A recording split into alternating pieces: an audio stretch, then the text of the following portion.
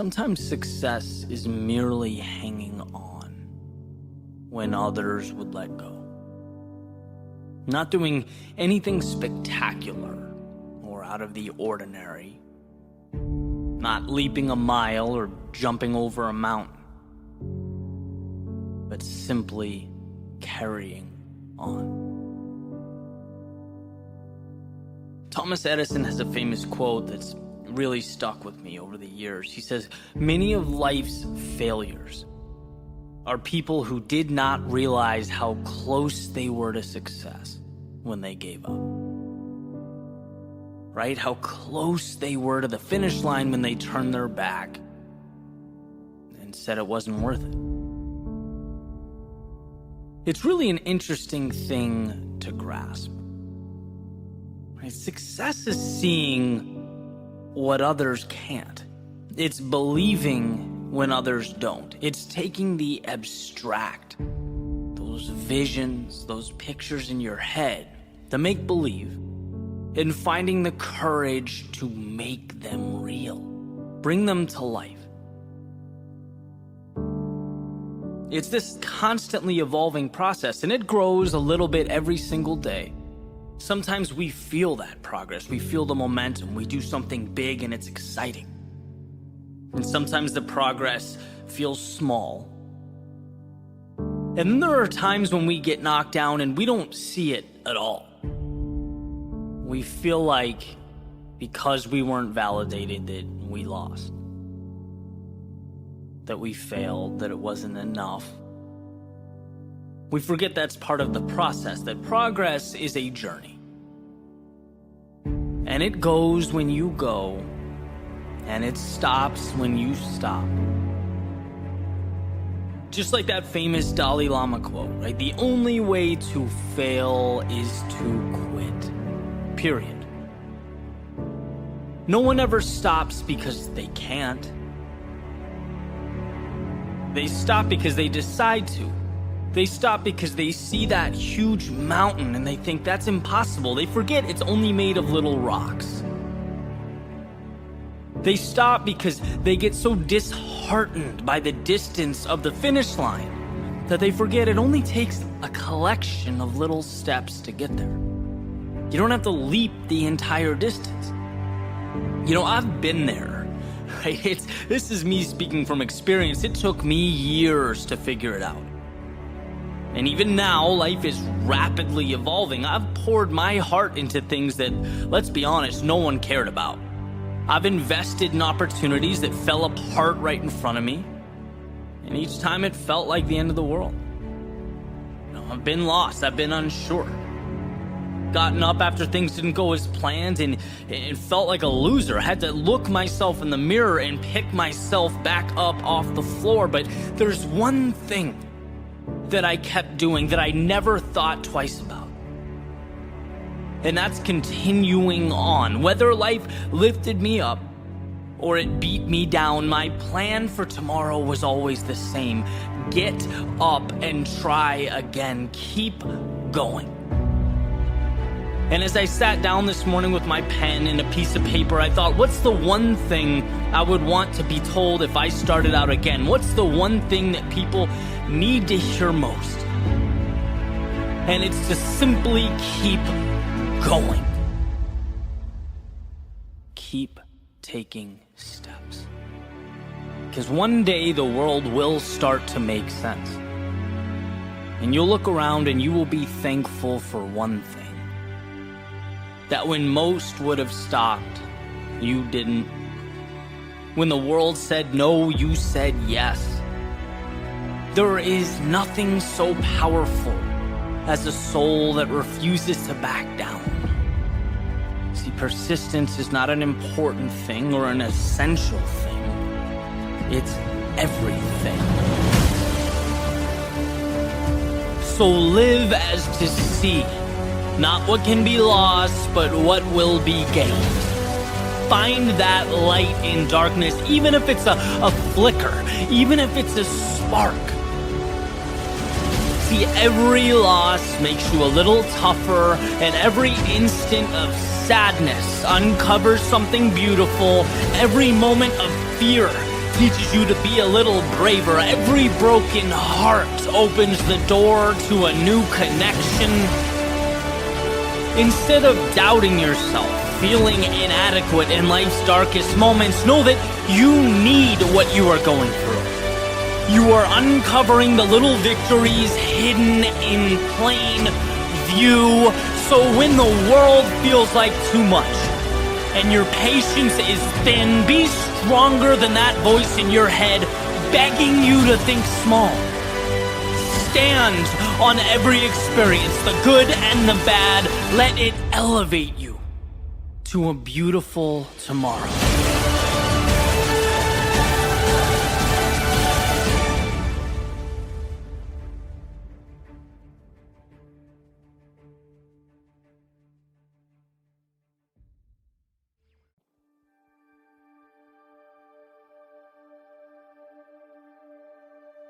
If there's time, then there's time to turn things around. If there is a tomorrow, then there is hope today. The only have-to-be's in life are the ones we prop up and adhere to. And how interesting that oftentimes we don't even realize we're the ones holding them up. There's a simple question that I like to ask as the sun comes up and the coffee brews. Am I living today like it's an obligation or something more? Is it an automatic continuation of the past or a methodical move towards a future that lights me up? And these aren't small distinctions. Right? I've lived both ways. I've felt what it's like to feel both. I remember going to work and joking around that a flat tire would be a real treat. That's not accountability. That's not control. That's essentially living life as a jellyfish floating along with the tide. And while the lack of required output, innovation and planning may have felt like a win in the moment, or a burden lifted off my shoulders at the time, deprived me of that which resides in the soul of every human being alive. Purpose. Personal agency. See, you can only go so far, so long being the spectator of your own journey. You can only go so long looking out the window before you wonder just what it'd be like to be behind the wheel. When we put our actions up against the question, why? It astounds me how many things are done because it's what we've always done. We act like we're expected to act, think like we're expected to think, see who we're expected to see, but expected by whom? Some of my greatest breakthroughs in life emerged after being asked why by people I look up to or respect. Why have you accepted that? That's your income? Okay, great, but why? That's how you spend your day? I see. How come? And when one is tasked with looking at their own life through a magnifying glass, some hidden truths always emerge. It shines a spotlight in the corner of the room, illuminating those shadows where one can, if they look hard enough, make out the wolf in sheep's clothing. That is the phrase, because that's how I've always done it. We get in life what we accept. We are what we allow ourselves to be, and if we don't ask ourselves which mountain is worth climbing, which ocean is worth crossing, we simply float with the tides. We're at the mercy of the winds. We forfeit the mastery over our own lives that awaits if we're willing to take that wheel and navigate. So here are a few things to take with you. First is you are bound by nothing. The parameters you exist between are of your making. You can get in that car and drive. You can walk away and begin something new. You can entertain that vision that's been conveniently tucked away in the back of your mind. Understand that to not go is fine, but it's a decision. And perhaps a decision you'll wish you made differently. And second, difficult today liberates you tomorrow. It's easier to observe. It's easier to say how you wish things were. After all, stepping out into the fast-paced, chaotic world is tough. It's scary, it's unpredictable, but it's where you find yourself and the path that's calling your name. It's beyond the pins and needles, emerging as one jumps into the cold water, that they're able to find that evolution. If there's time, then there's time to turn things around. If there is a tomorrow, then there is hope today.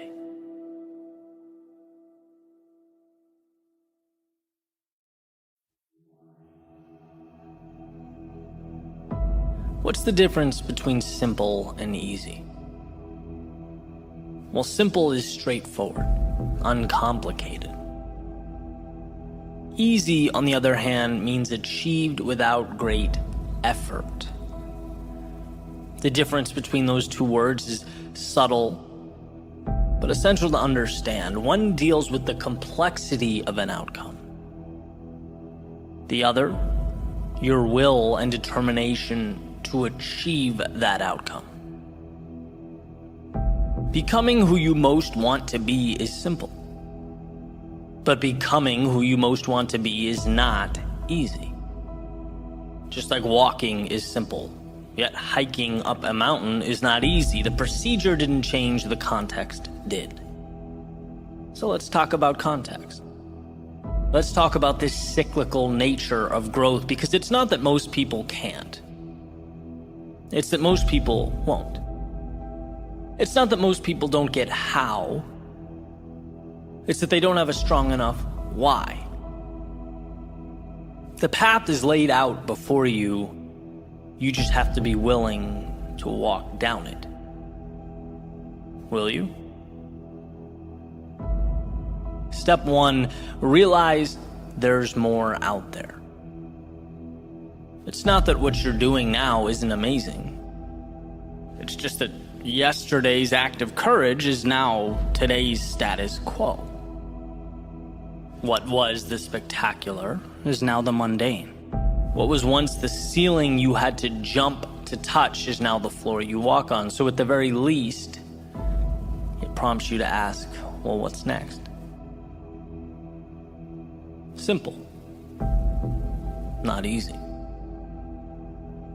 Step 2, the acquisition of courage. Yesterday's courage was a fight. It took a lot out of you, and it's ultimately what got you here. But it dropped you at the curb, it waved goodbye and went on its merry way, and here you are. You can stay here. A lot of people do. You can reminisce of the glory days, the old path, yesterday's triumphs. Or you can do that perpetually uncomfortable exercise of vulnerability. Stepping into tomorrow's unknown, reminding yourself that life's greatest rewards have a hefty price tag, and that price is discomfort. But I've already played this game, one might think. No, what you did was learn the rules. Now it's time to apply them to a new setting, and around goes the merry-go-round. It might seem like a replication from the horizontal, but here's the secret. You can't see the vertical. You have yet to look down and see your ascent, see what you're becoming. Just by staying on, holding tight, just by believing in yourself enough to begin again, you are fanning those tiny flames of courage in your soul that wait to be spread like a wildfire. Simple. but not easy. Step 3, mistakes. Now, of course, it's not the mistakes themselves you fear. It's what you think those mistakes will mean. Ridicule, embarrassment, lack of direction or identity, losing what you have. But here's the catch. When you realize the upside is greater than the downside, you liberate yourself. When you realize there's more to gain than to lose, your potential for greatness is born. How does one act on this? Mistakes. By making mistakes. By injecting yourself into the turbulence of progress. Our biology has not yet learned that the uncomfortable thing is the right thing, and that's why you get resistance. That's why it hurts. And it's why few people will accomplish what you will. When it comes to your climb, every day is opposite day. When they run out, you're running in. When they play safe, you play for the victory. To become who you might be, you must learn how to get there. Mistakes are your curriculum. Simple, but not easy. Step 4, trust yourself. Okay, sure, no problem, easy. Well, yeah, it's easy when you're getting what you want. But evolution takes time, and there's nothing quite like giving and giving and giving and not getting. There's nothing quite like stepping up to the plate again and again and again and bringing no runners home. So how does one find the strength to continue walking up to the batter's box? Well, growth is exponential, and those swings and misses matter. The infield singles matter. Everything matters. Because it's all chiseling your future self out of stone. Nothing is dependent on the next at-bat as much as all at-bats in the aggregate. That's why success is so often considered to be sheer will, dependent not on the home run, but on the discipline, the self-belief to keep walking up to the plate. Repetition and adjustment. Repetition and adjustment. Repeat and refine, repeat, refine. Those are the materials from which all things are made. Simple, but not easy. And then we have the finale, the ending, step 5. Celebrate and adjust. At some point, you'll be able to look over your shoulder and notice something that perhaps you hadn't before. Space. Space between where you are and where you started. It's not sudden, but gradual. And undoubtedly, with enough persistence, it will emerge. These moments, they are precious. They are times to acknowledge what you've accomplished, the sacrifices you have made. They are life's way of reminding you what you are building and who you are becoming. It's a time of celebration. Every little win means something. Every small victory matters, so relish in it. And then transform it. Normalize it. Recognize that mountaintop is your foundation now. Your starting point has changed, and so have you, which means so have your expectations. With an increase in ability comes an upgrade to what's possible, what's expected. And look at that. We have arrived at a new step 1. Realize there is more. This is the process for capturing that which life has to offer. If you can fall in love with that, appreciate it, respect it, while simultaneously understanding it's not scary, it's dependent entirely on your ability to push forward. If you can understand that, there is nothing you can't do. Nowhere you can't go. Simple, yes. Easy, no. But you're not in this for easy. You're in it for the journey, the growth, the adventure. You're in it because it's not easy. You'll see in time, as will the world, that this decision to endure was simply the best one you ever made.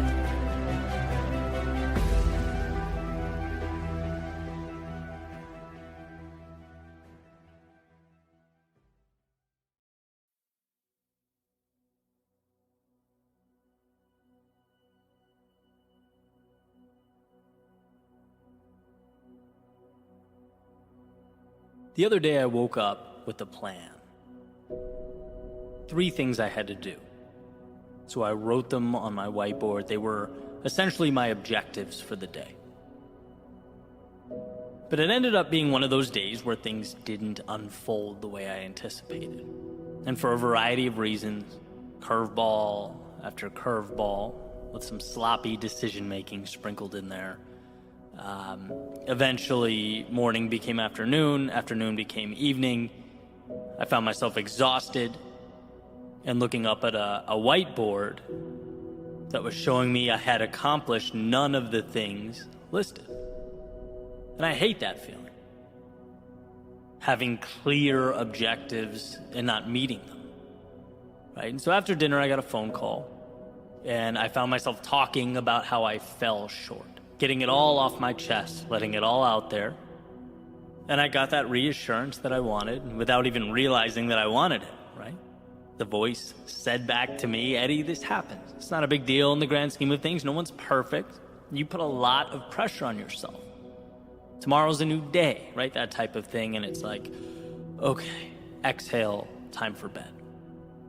And the next morning, I was outside relaxing, doing some thinking, and came to this point. And you'll see how these dots connect here in a second. But essentially, I see life as a staircase, right? Where we thrust ourselves out into discomfort, into chaos. And then amidst the storm, we're forced to grow. We step into shoes we were once unable to fill. And what was once bigger than us is now normal. It's every day. It's ordinary because we fought for it. We pushed ourselves through. That's evolution. But now, guess what? That old ceiling has become the floor. It's time to evolve. It's time for that next step in the staircase. Time to thrust ourselves back into the chaos of life so that we can again tame something bigger than us. Take the next intimidating thing and make it commonplace. And as I sat there outside thinking, I found myself to be at that next step, ready to leap out again into the tumultuous winds of life. But this time it felt different.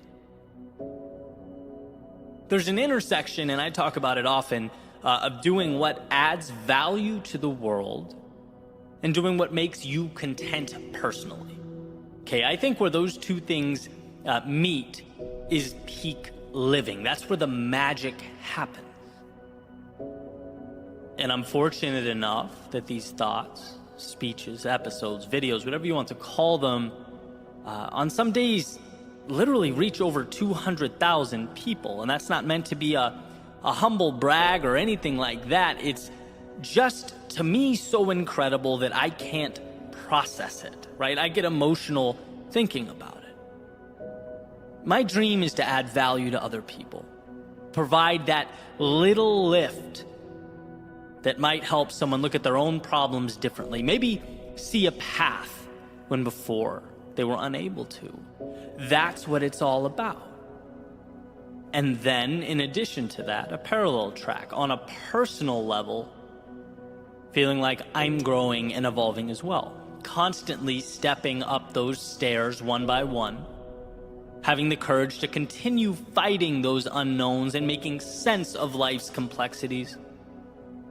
That's why so many of you are on this journey with me. And so as I looked up at that next step, and it felt bigger than it ever had before, I knew the task needed to be bigger than it's ever been, which would require of me one of the biggest changes I've ever made, and that scared me to death, knowing that in order for something to be born, something must die, something must be left behind. I'd been stepping forward for years, and thank God for that, but now it was time for a leap. And so back to that whiteboard I mentioned earlier. If you hang in with me long enough, I usually come full circle. Right, back to the list of goals I missed, the bad day. Why am I so fixated on that? Well, it has nothing to do with the day itself. Everyone swings and misses from time to time. It has nothing to do with those 3 goals. Everyone falls short here and there. That's part of life. It's about the person I want to be as I endure those turbulent times. It's about the strength to handle my own chaos and battles differently. Before you can lead others, you need to lead yourself. And that means being vulnerable. It means being honest. It means looking in the mirror and asking yourself the tough questions. It means being stronger than I've ever been. There will be times that require of me that I push forward without having to hear from my parents or girlfriend or buddies that everything's all right. The next step requires that I trust myself to be the guy in my own life. To have impact in the world, one must find strength within themselves where they didn't know it existed. This is a leveling up that I know is required for me to be more than I've ever been, stronger, bolder, more confident when I'm most fearful. There was a line I used to draw separating me and the people I look up to. And the moment for me was a message. I knew it was time for me to mentally remove that line. You'll never be more than you envision yourself to be. It was time to be my own answer. Promote myself to that next level. From the kid with the dream to the man that makes it happen, it's time. It's just simply time. Even the ones I love, the ones closest to me, they can't provide that. It has to be internally derived from a place so deep that come hell or high water, it's happening. And telling people about my little misfortunes so that they can pat me on the head and tell me things are great, that's antithetical to what is required of me next. There is a level of courage and strength and excellence in all of us that lives at the bottom of this abyss that we must pull up with everything we have until it becomes intertwined with who we are and where we're headed. And as I sat there, I knew it to be true. I couldn't help but feel that change was about to happen, and it would stem directly from how I see myself. It would be the product of who I knew myself to be. And so now, most importantly, I present this question to you. Are you at that next step? Are you looking at a chasm that must be crossed?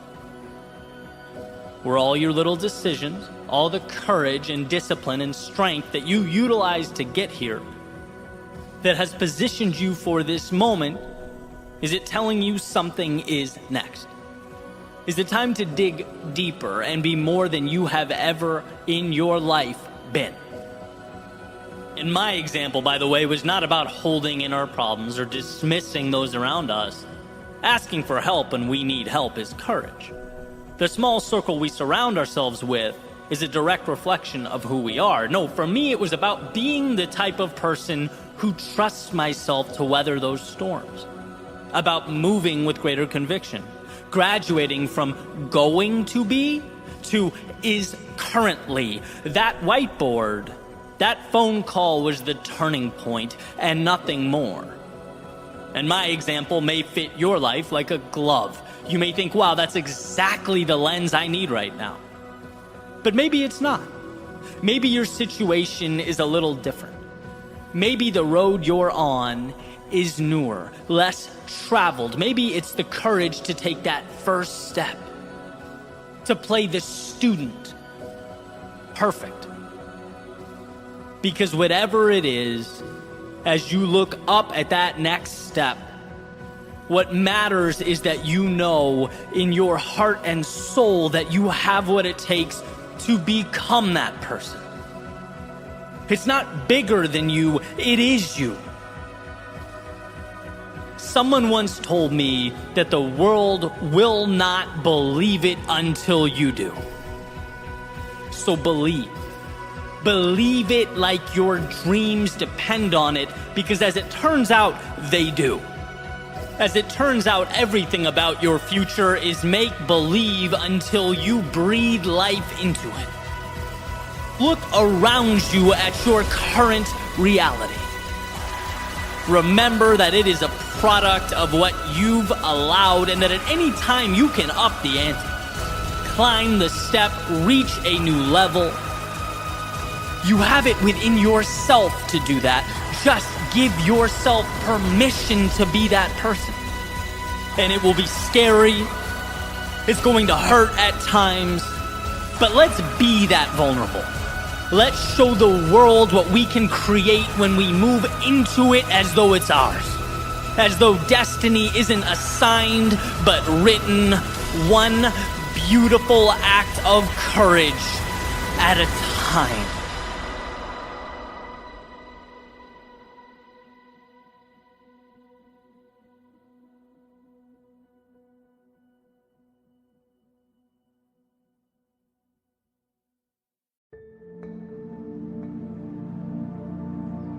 Can life change in a day?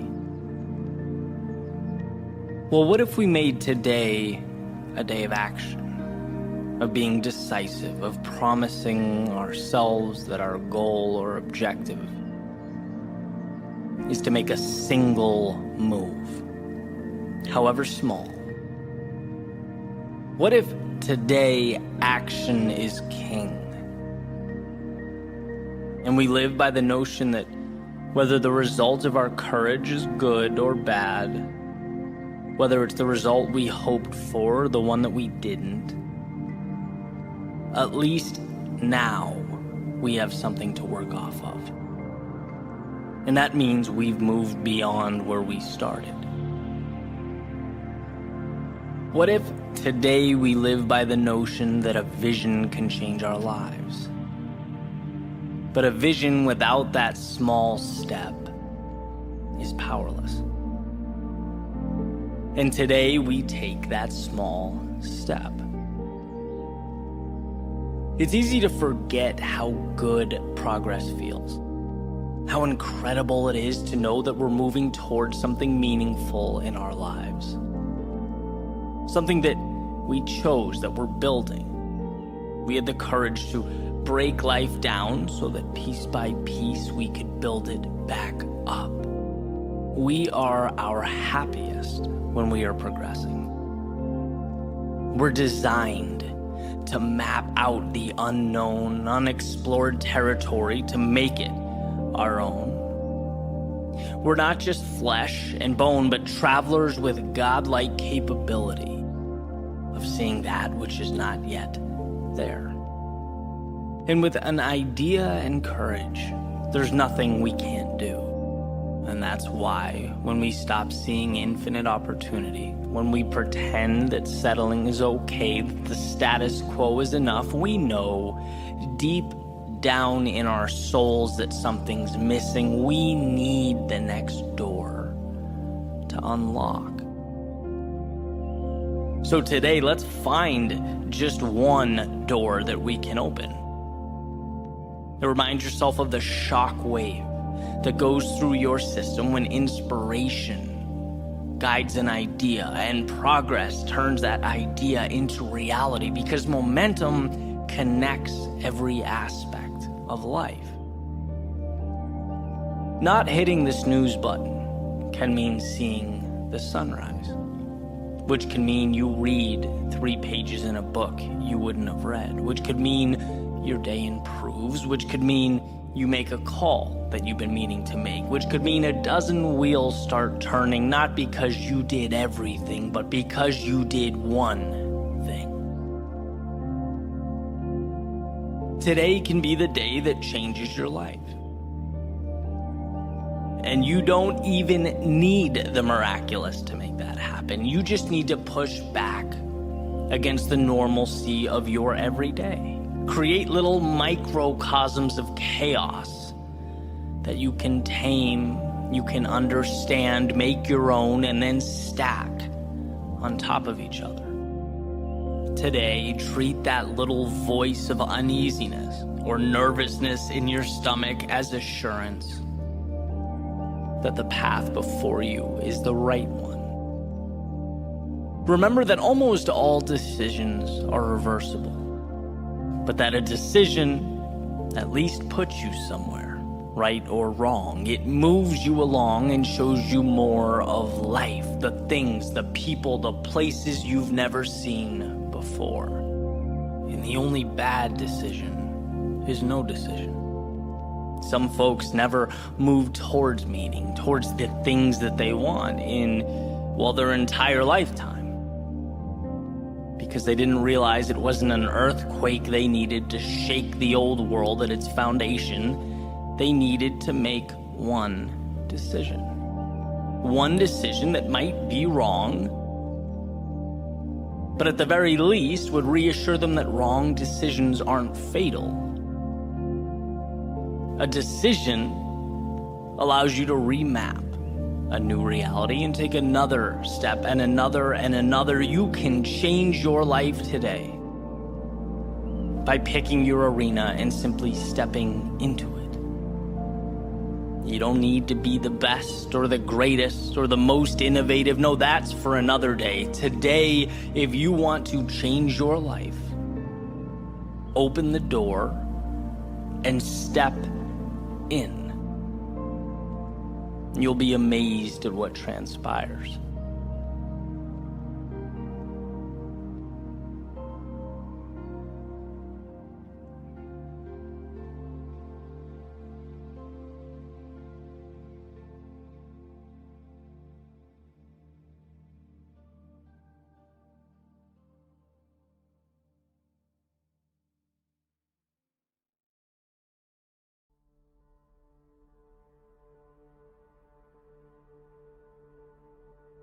Why is this battle you versus you? With all the complexity, all the obstacles out there, why are you your greatest opponent? Well, to put it simply, because all those obstacles and all that complexity still can't tell you no. They can't say enough is enough. They can't look back at you and say, let's just settle for what we have now. No, only you can do that. The world may create the landscape. It may construct the terrain and those obstacles. But you are the sole decider on where along the way you stop. You decide how far you want to go and how much you are willing to endure. When it comes to your advancement or limitation, you are in the driver's seat. I just picked up a copy of Will Smith's recent book, and one of the ideas that stood out to me was resilience.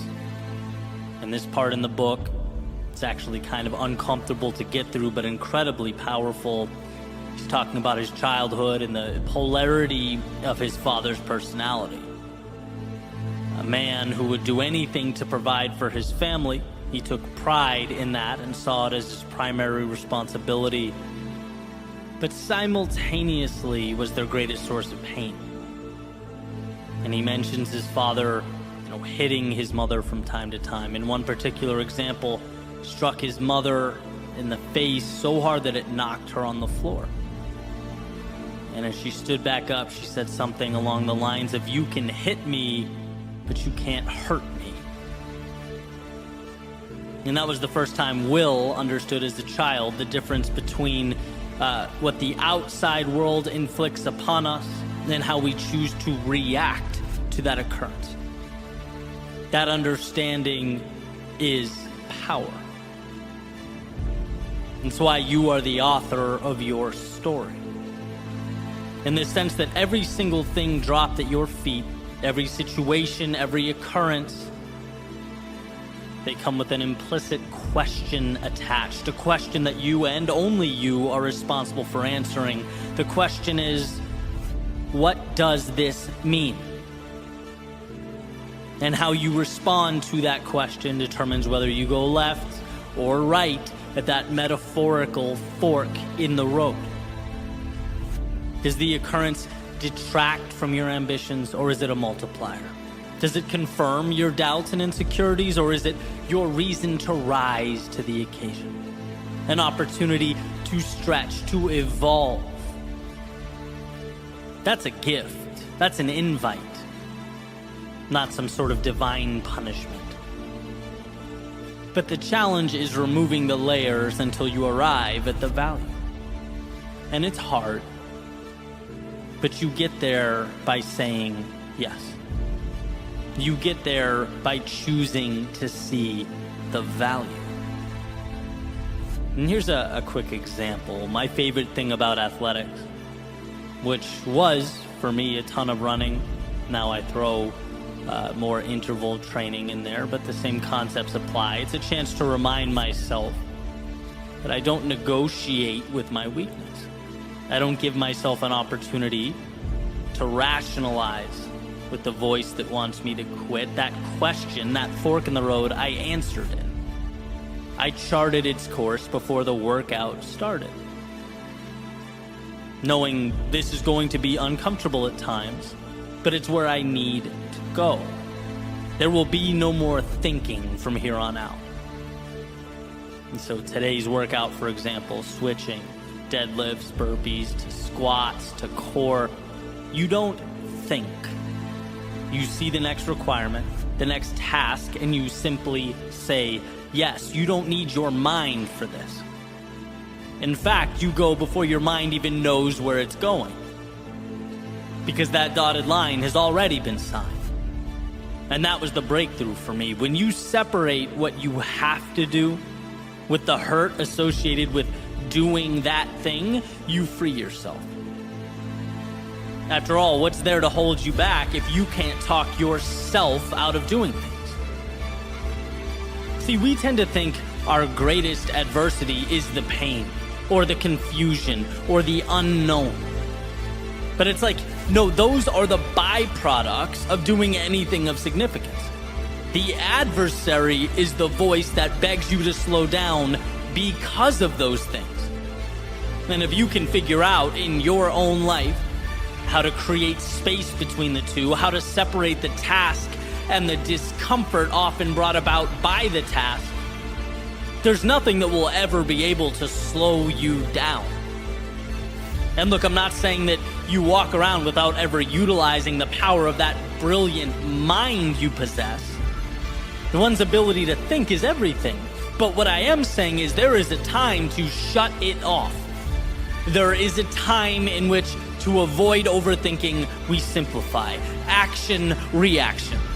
One more mile, okay, end of story. 1 minute of jump squats next, roger that, period. It's taking the emotion out of the process, refusing to leave the door cracked for the inner dialogue that says, hey, maybe you don't do this. Maybe you slow down. Are you sure you can handle what's next? No, all of that is tuned out. It's assignment, go. Next, go. Next, go. You know this is the right thing. You did your thinking before grabbing the sword, shield, and stepping into the arena. Now guess what? It's instinct. It's doing what has to be done. And what has to be done hurts. And look, you didn't have to accept that. You didn't have to step in. You could have stayed home, but somewhere along the way, you looked in the mirror and said, the difficult path is the one with the value. And now here you are, face to face with hungry lions, clashing swords with your adversaries. There's no turning back now. Now is when you parse out pain from the objective. The pain is now part of the audience. It's not with you or in you, it's watching from above as you do what you came here to do. So yes, those swords clash, but the eyes remain focused on what's ahead. And yes, those lions roar, but that's background noise. When you simplify your world into objective and action, there is time for nothing but forward progress. And sometimes that is all that is required of us. In the face of adversity, in the face of pain, self-doubt, in the face of discomfort, can you break your world down into nothing but one single step forward? One more set, one more rep, one more session, one more attempt, just one more. No rocket science, no negotiation. There's nothing to figure out here. It's walking the path before you. It's the discipline to carry on. It's one more swing of the axe. Audience or no audience, lions or no lions, you are bound to the universe at your feet. And that simplified concentration is why you will succeed.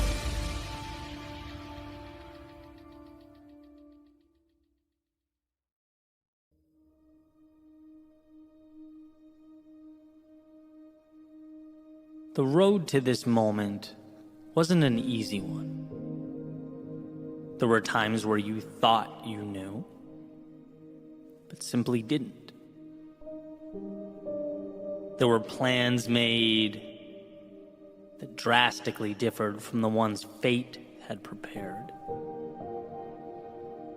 There were days that made you question yourself, your beliefs, that made you ask, what is my purpose? Look, to live is to have felt these things, asked these questions,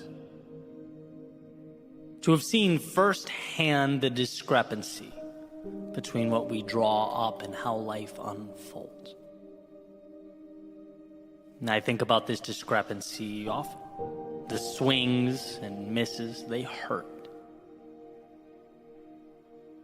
You know, that quick shiver you feel down your spine when thinking about the wrong turns made. The tugging at your heartstrings when reflecting back on things said, or perhaps worse, left unsaid. It's easy to get lost in that feedback loop, letting the past dictate the present, letting yesterday define today. But here's what I've come to see as the truth. To experience the things that make life beautiful, we have to be vulnerable in a way we otherwise wouldn't. Open ourselves up to an unknown that, we could have skipped altogether if we really wanted to. All that pain, all that hurt the past provided could very easily be the reason you shut down, the reason you play small. That hell you walked through could be your justification for never stepping out into the chaos of life again. That would, at first glance, appear to make sense. Seem ideal, even. But that pain could also be the reason you look around you and say, after all that, after experiencing everything life threw at me, I'm still here. And as I stand here now, I'm looking out at an array of possibility that is infinite. I'm equipped with an understanding and a worldview that was once foreign to me. I'm armed with a perspective that has changed my life for the better. By stepping out into the often dangerous, brutal, unforgiving world, I have elevated myself. And that has made all the difference. And while it may feel intuitive to run from a reiteration of yesterday's pain, it's wisdom that urges us to instead use that pain as a multiplier. The key to something more, something miraculous. Not to cower because we once endured it, but to stand tall because we overcame it. And that's what we often miss. We can think back to the adversity, sure, but we're often unable to see how that adversity shaped us.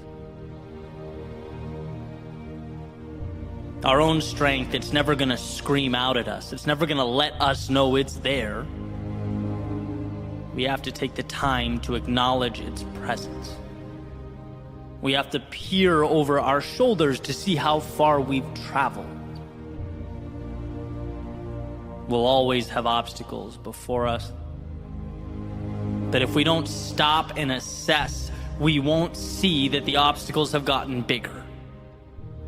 Not because life's gotten harder, but because our own evolution has permitted us to step into bigger arenas.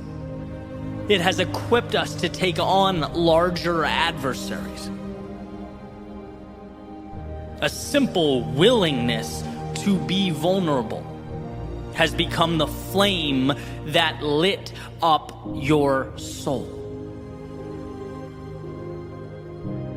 So the question is, will you step out? Will you see that vulnerability not as a crack in the foundation or a chink in the armor, but as strength? To love, it requires accepting a susceptibility to being hurt. To play the game requires an acceptance that you just might come up short. To bet on yourself means understanding that you might fall right on your face. To want more than you have now means acknowledging that you might be humbled along the way. This is what it means to live. Giving a piece of yourself in order to acquire that which means the most. The torturous, often counterintuitive willingness to step out into the darkness of night when your heart races and your mind moves 1,000,000 miles a minute. That's vulnerable. That is power. And it's an investment in a tomorrow that otherwise would not have been available to you. You are not your past. You are the wisdom derived from its lessons, the courage removed from its trials, and the hurt that was perhaps at one point the only thing you felt. It's not your reason to shrink into yourself. It's your reason to step back out, to say to the universe, I have the strength to again dance with the unknown, to risk the short-term discomforts that life often hands out like candy in exchange for the chance years from now to look at your reflection and say, I got back up. I did the hard thing. I followed my heart. I wandered into that darkness to obtain the wondrous reality that is for a time concealed. I did that. So love again. Grow again. Try again. Build again. Believe again. See again. Feel again. Step out into the world again. This is who you are. Underneath the fear and insecurity, underneath all those reasons to not go, there lives the beginning of the miracle that is life. And it won't be easy. The timing will never feel perfect, but the question will always exist. It will always exist within an arm's reach of where you stand. Can you be that vulnerable? Can you be that courageous? And not just when things are going well, but amidst the turmoil, the chaos, the self-doubt, when your memory only wants to play highlight reels of where things went wrong, where you swung and missed. Will you choose to see those moments not as the chains that confine you, but as the strength that elevates you? Will you be vulnerable enough to give away some of you in order to expand and transform all of you?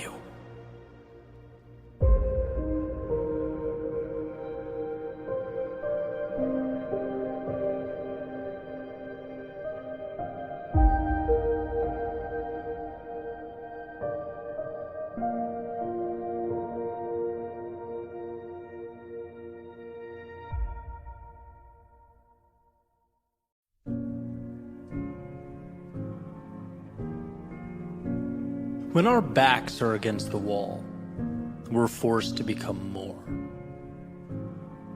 When the clock is ticking, we are tasked with finding answers that hide among us. It's in the darkness we find light, and while lost, we find ourselves. The paradox of life is that from our pain comes our purpose, our evolution, and our greatness. I love thinking back to about 2014, making my way around Boston, having just quit my job, essentially purposeless, clinging to a YouTube channel and a podcast idea that I would name Your World Within. And why? Why do I think back? Why does this mean everything to me? Well, because at the time, I knew nothing. I understood nothing. Nothing about speaking or media, audio, video, nothing about running a business. But more importantly, I knew very little about life and what's truly required to progress in a world with infinite moving parts.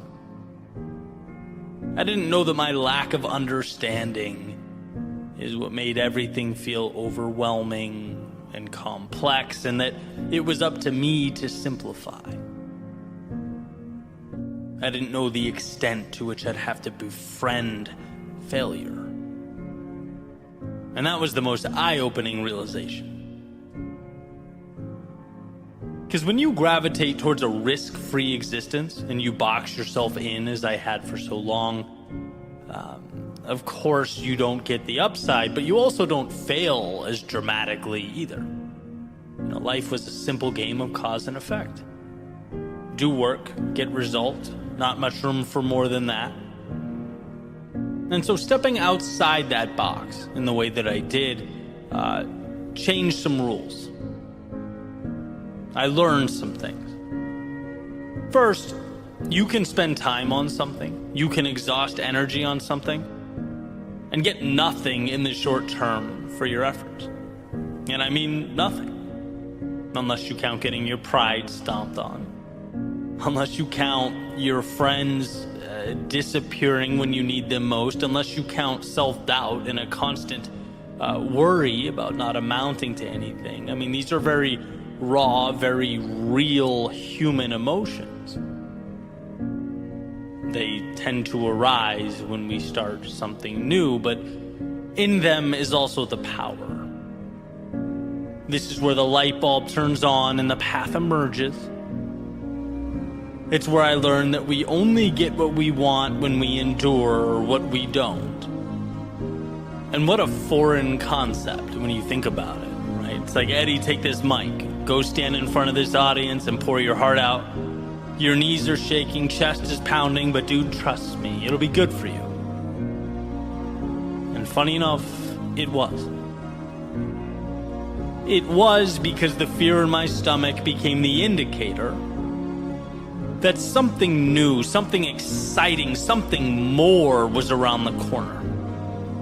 Like Pavlov's dog hearing that bell, Anytime the fear kicked in, I could feel myself getting closer to something meaningful, to a higher version of myself. The pain is an invite. The sheer terror, and let's face it, that's what it feels like sometimes, it's an upgrade. Disguised as the monster that you think you should be running from. When it is, as I recently mentioned, the adversary you should befriend. We have to change our relationship with discomfort because our initial understanding, the one that comes stock in our minds, is never sufficient to build anything of significance. Its default setting is to preserve the now, not expand it. And so just like those stock speakers that came in my 1999 Ford F-150 when I was in my early 20s, let's rip it out. Let's customize. Let's upgrade the quality of the sound we hear and the things we say to ourselves. What an advantage it is to know that the hard things are what make us level up. To find that awareness. What a blessing that when life's difficulty startles and scatters the masses, you could be the one that remains. Standing tall, seeking out the advantage amidst the commotion. Every little act of courage becomes more and more meaningful, powerful. But we must lose ourselves to find ourselves. We must embrace our fears if we are to become courageous. We must fail in order to succeed. And sure, sometimes the price seems steep. But I promise, not going costs more. Wishing costs more. If onlys cost more. So maybe for you it isn't a YouTube channel or a speaking career. Maybe it's something totally different. But it is something. And should you bring yourself to pursue that which your heart pulls you to pursue, you'll have those moments of defeat where you're mad at yourself for leaving the comfort and safety of your previous world. You'll have times where you have no idea what to do, where you feel alone or stuck or unsure. The difference will be whether you see this as the invite you've been waiting for or the reason to turn around and settle for less. That's the question. How do you internalize all that emotion that will feel like it is consuming you? I couldn't believe how strong that temptation was to go back, nagging at me every day. Just come off the edge. Just be comfortable again. But as my old coach would say in college, when we're doing wall sits or something physically taxing, 15 seconds. You can do anything for 15 seconds. And isn't life just a culmination of 15-second windows? It's compartmentalizing the process. It's turning the difficult into the advantageous. You have the ability to not think like everyone else. You have it within you to rewire your previous conceptions of the world, to see darkness not as your reason to hide from conjured up monsters, but as your invitation to become the light. Remember that the best way to be more is to have the courage to put your back against the wall. And you won't want to in the moment. There will never be a perfect time. But committing to that vulnerability will release from within you the power, the strength, the greatness that has been for so long tucked away. By moving into the chaos, you are simultaneously creating the calm you always dreamed of. You're realizing the possibility that just needed the door left ajar to make its way into your world.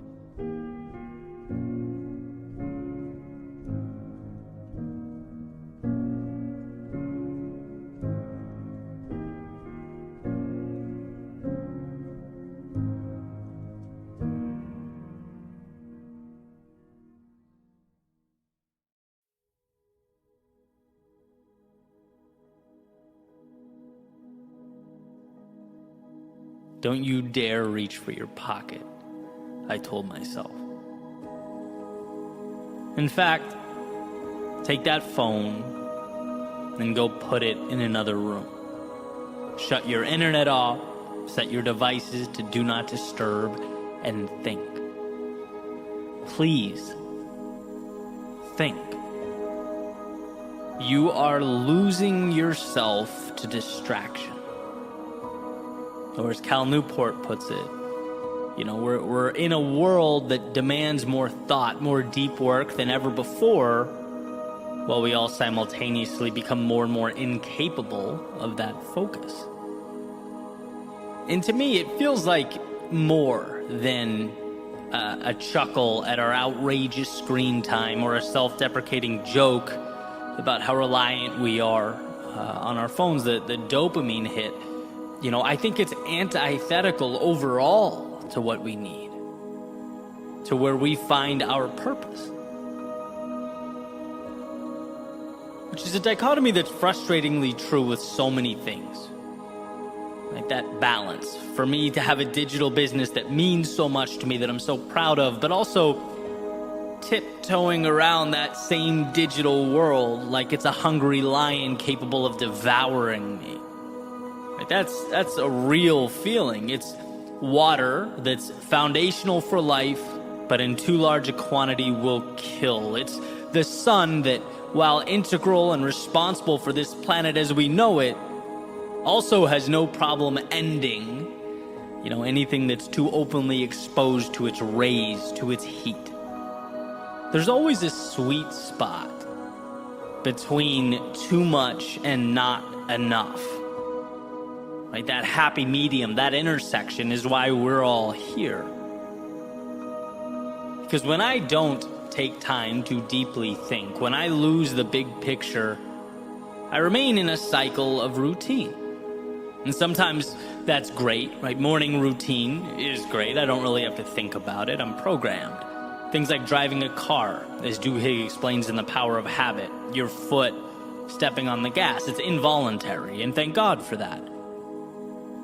But one must be able to step outside that loop and ask the big picture questions. We have to make time to at least roughly chart the course. And it'll change. Life will present its obstacles, but we'll have at least parsed out what matters and what doesn't.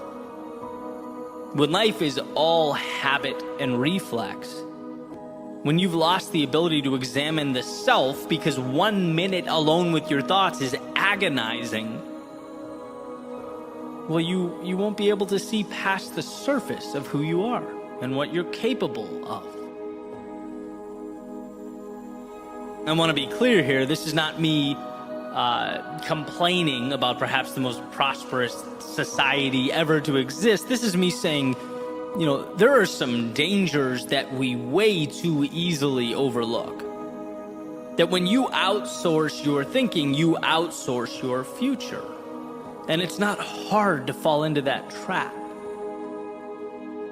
I just referenced the book Deep Work a few minutes ago. I think it's one of the most important books someone can read in this day and age. Cal Newport talking about separating ourselves from distraction. And I remember the day I first listened to that book, I was sick, so I wasn't on my usual run. I was walking, and because of that, I felt this urge to, as the book was playing, to reach into my pocket and check for notifications. And it really was eye-opening. It's like we are scared to completely immerse ourselves in solitude. But solitude is where we uncover so much. Silence is where we hear what our souls have to say. It's where we understand who we are. My favorite Joseph Campbell quote, "The cave you fear holds the treasure you seek." And man, I hate to say it, but I think being alone, even for a short period of time, is that monster lurking in the cave. The one we're scared to confront, even though it's what we need. Solitude is the demon we are consistently masking in a constant influx of media and small talk and DMs and emails. That stuff has its value, but it's not real, in the sense that I find it disconnected from purpose. So here's something that I've been doing, and I would suggest that you give it a try. It's been certainly helpful in my life. And start small, even if it's 15 minutes, but take a walk by yourself. No phone. And it's challenging at first because, you want to be consuming something, even if it's, educational, valuable, still, right? No phone. Solitude. Think about life. Think about who you are. Think about what you've always wanted and where your current reality aligns. Think about how much you have and how lucky you are. Think about any or all of these things, but think. Let your mind go where, amidst the push and pull of life, you don't often let it wander. For example, some thoughts from my walk today. Some of it random, sporadic noise, some of it more valuable than others, but all of it valuable because the process in its entirety is valuable. I spent some time thinking about the week ahead, the things I'm excited about and how to prepare for them, and realized one of them I didn't want to do. I then had that debate with myself, well, do I not want to do it because it doesn't align with my goals or because it makes me uncomfortable? Came to the conclusion that I think it's the latter, so it's staying in my schedule, but I'll reassess. I thought about Florida. I consistently think about how lucky I am to be down here after living in so many cold places.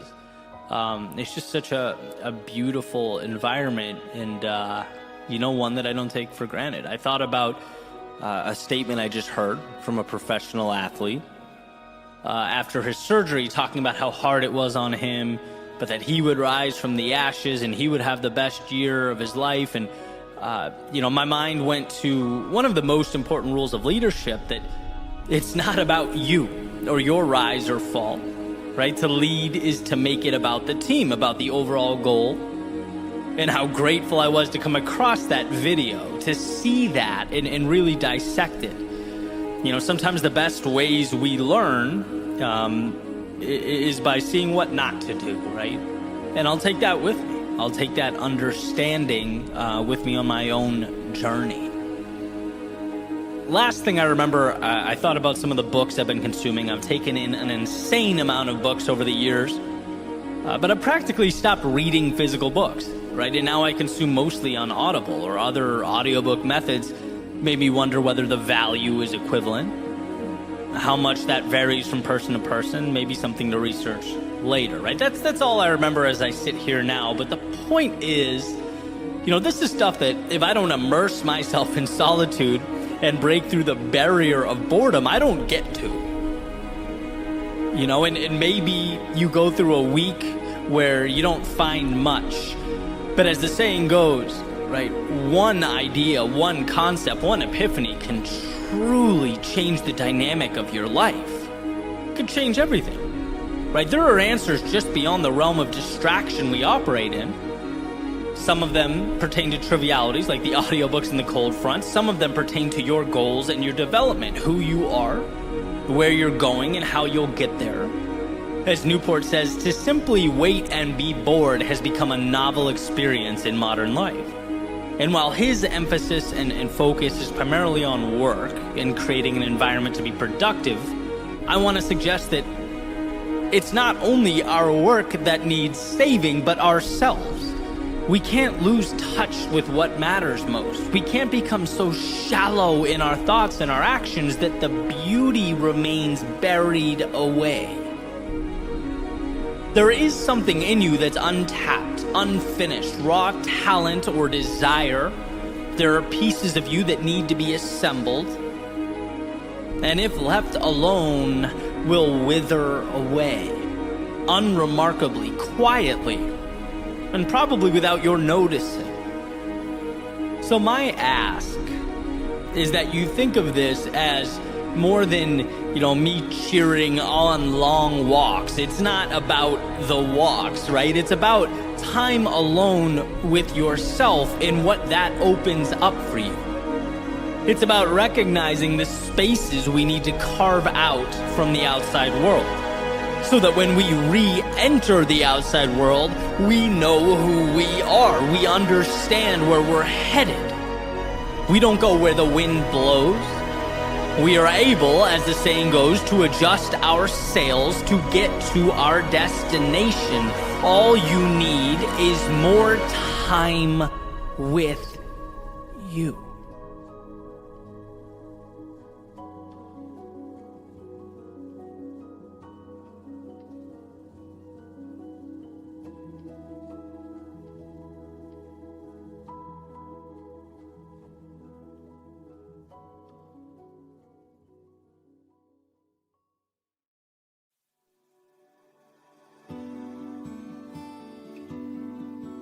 There's a quote from Naval Ravikant. He says, "The closer you are to the truth, the more silent you become inside." Found that interesting.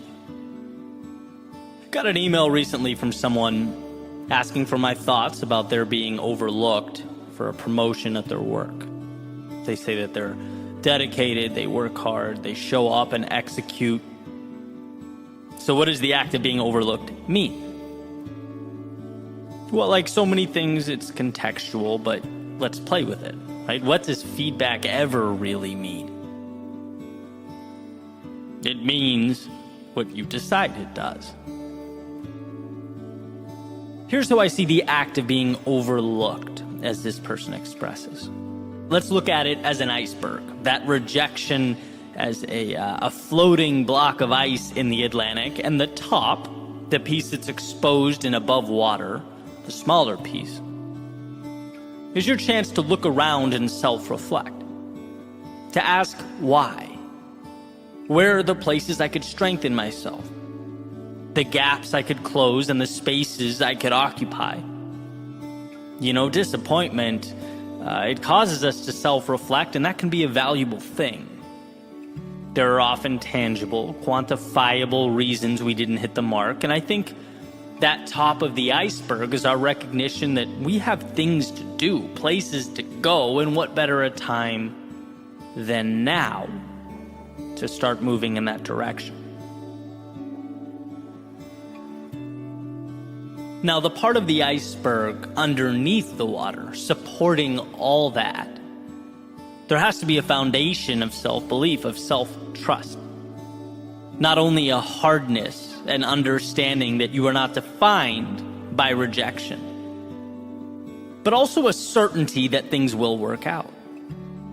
That you might have to stumble, fall, even aimlessly wander for a set period of time.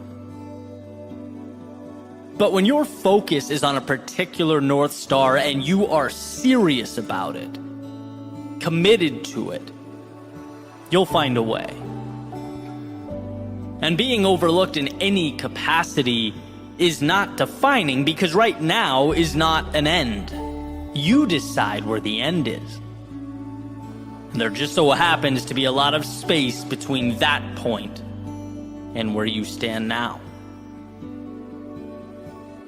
The vast majority of an iceberg exists under the surface, and that's valuable here, because I believe that the differentiator when it comes to success and failure is how one internalizes the process and their place within it. If you know you're going to succeed, if you are confident in yourself and who you are, then the little wins and losses along the way tend to mean less. Getting overlooked in any capacity is a nice little bit of feedback, but in the grand scheme of things, it doesn't hold the weight we tend to give it when we're less sure of ourselves and the process. So let's get back to the quote. The closer you are to the truth, the more silent you become inside. Well, here Naval is stating in one of his podcast episodes that the wiser someone becomes, the more quiet or stoic they become. Referring to the character that I allude to all the time in this podcast, the loudest person at the table, right? Always talking or seeking attention. Often this character's overcompensating for something. And that's what Naval is, in my opinion, properly stating. But I want to hijack the quote a little bit, because I think this applies to our own mental chatter as well. When we are sure of ourselves and what we're doing, the internal dialogue is reduced. When we believe ourselves to be correct and in line with our values and our vision, the mind tends to be calmer.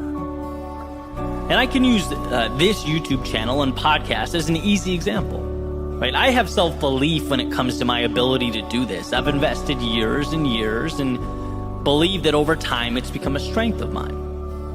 So when that inevitable negative feedback or comment comes in, which happens, right? It's the internet. I take it for what it is. It's the tip of the iceberg. I assess whether there's any value to be extracted, and if there is, I put it in my back pocket. But the point is, I then move on. Because underneath the surface, under that tip of the iceberg, there is such a substantial amount of self-belief and determination in the process that negativity, it means very little. It doesn't define me. And that's the point that I aspire to cling to. And conversely, as counterintuitive as it seems, I think we should be the same way with positive feedback. Right? Like when nice things are said, it makes us feel good and we should be grateful, sure. But the idea is the same. Examine, pocket the feedback, and move on. Because if we rely too extensively on good feedback for our self-worth and our sense of identity, it's going to be hard to avoid doing the same thing when the other stuff comes in. It's about having a vision and trusting yourself, right? This is not you versus the world. This is you versus you, and we can't forget that. It's a person committed, determined, on fire in their purpose, collecting data along the way to something greater. And look, sometimes that data comes in the form of being overlooked. It highlights ways you need to make yourself stronger and better. But sometimes it validates and recognizes your greatness, the value you're already adding to the world. Either way, you're moving forward because it's who you are. And as long as you tell yourself you're going to win, and those 2 feet underneath you haven't stopped moving, you're putting yourself in position to capitalize on all the opportunity life has to provide. You are going to see the compounding of all those steps you took. The ones you took when it hurt, and the ones you took when it didn't. When you were sure and when you weren't. When you had all the energy in the world, and when you barely got yourself through. All those times, they mean something. And it's the ability and desire to move forward regardless that becomes the determining factor. If you know that, the mind can be at peace. Life is happening for you, not to you. The obstacles become much needed information, and the victories further contribute to your momentum. It's all moving you closer to where you need to be. There's a saying by Steve Martin. He says, be so good they can't ignore you. And that's not a point, it's a process, an evolution. It takes time, it takes patience, it takes self-belief. But trusting that mountaintop you're chasing also comes with a great sense of security.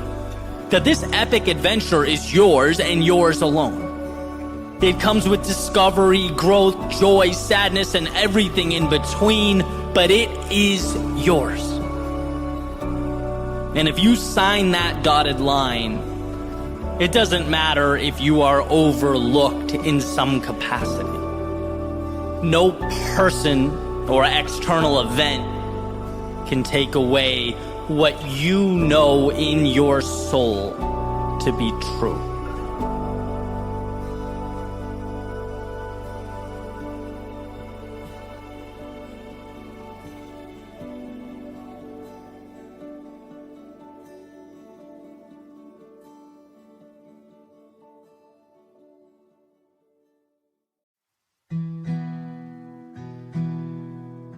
sometimes the inspiration doesn't come to you. No, sometimes you have to go out and find it. When it hurts the most, when the deck seems stacked against you, when the road to travel seems to be longer than you can endure. These are the times we're tasked not with waiting, but with creating. And those lows, they become highs because they force us to self-assess, to look around and say, I don't want to feel this way anymore. I'm done tolerating X, accepting Y, associating with Z, and so a bridge must be created to something. And your question is simply, what's that something going to look like? Here's what's interesting. Knowing what you don't want is often the beginning. It breathes life into a first step. Maybe you look up and you have no idea what step 2,000 or 3,000 looks like, and that's perfectly okay. You don't need to know exactly where you're headed, exactly what the top of the mountain will look like. What took me forever to figure out is knowing that here isn't right for you, wherever here is enough. Because it is the beginning. The engine that makes it all work. You don't owe explanations. Apologies aren't required of you. All you needed was that feeling in your stomach that more is out there, and perhaps you've been depriving yourself of it for a tad too long. You just need to leave scarcity behind and train your eyes to find the abundance you exist within. The other day I saw a quick interview Tiger Woods was giving. And I'm not really a big golf guy, but when the greats talk, I listen. And those who have been following him know that he's had kind of a rocky past, right? A very public, family situation to injuries, surgeries, a recent car accident. And you can only want someone like that to rise from the ashes, right? I feel like everyone's rooting for him to rediscover the dominance he once possessed. And basically in this interview, the interviewer's asking him about day one of the Masters, where Tiger played well enough to make the cut. He survived day one and was about to continue the tournament into the weekend, but it certainly wasn't the best golf he's ever played. And so upon reflecting on it, he says, and I'm paraphrasing, things aren't the way I'd like them to feel, but I've given myself a chance. And I love the way that sounded, right? Not just because it came from a man who's been metaphorically battling uphill for what feels like some time now, but because it's how we all reemerge from our adversity. It doesn't matter what happened yesterday. Your past, all of it, the ups and downs, the bumps and bruises, they've all brought you here. And if life is one giant tournament, you've made the cut. You get to play in your Masters. Tomorrow is coming. And it brings with it the chance to right the ship, to discover the undiscovered, to find yourself again. By showing up today, you've given yourself a chance, and that is the most powerful thing one can possess, a chance. I think too often we look at what we don't have. We spend our time focusing on the holes, the blank spaces, the gaps, instead of looking at the opportunity we've created to pivot wherever we deem necessary. The flexibility is the asset. but only valuable when we recognize and utilize it. And yeah, that can feel like a tall order when we are not at our best. When we're operating at a level that, let's say, is less than ideal. It's easy to see all the problems we're going through as supporting evidence that the world is bigger than us, that we are outmatched by life. But really, all these things that have come together to create our current state, they're nothing more than life providing you a chance, an opportunity to turn the page. And with Tiger, those lows, those setbacks, and perhaps even the personal anguish one would assume would accompany those things, they've given him the gift of now. And he recognizes that. Just like everything that has paved the way for you has done the same. It's created the conditions from which you can now grow, further evolve.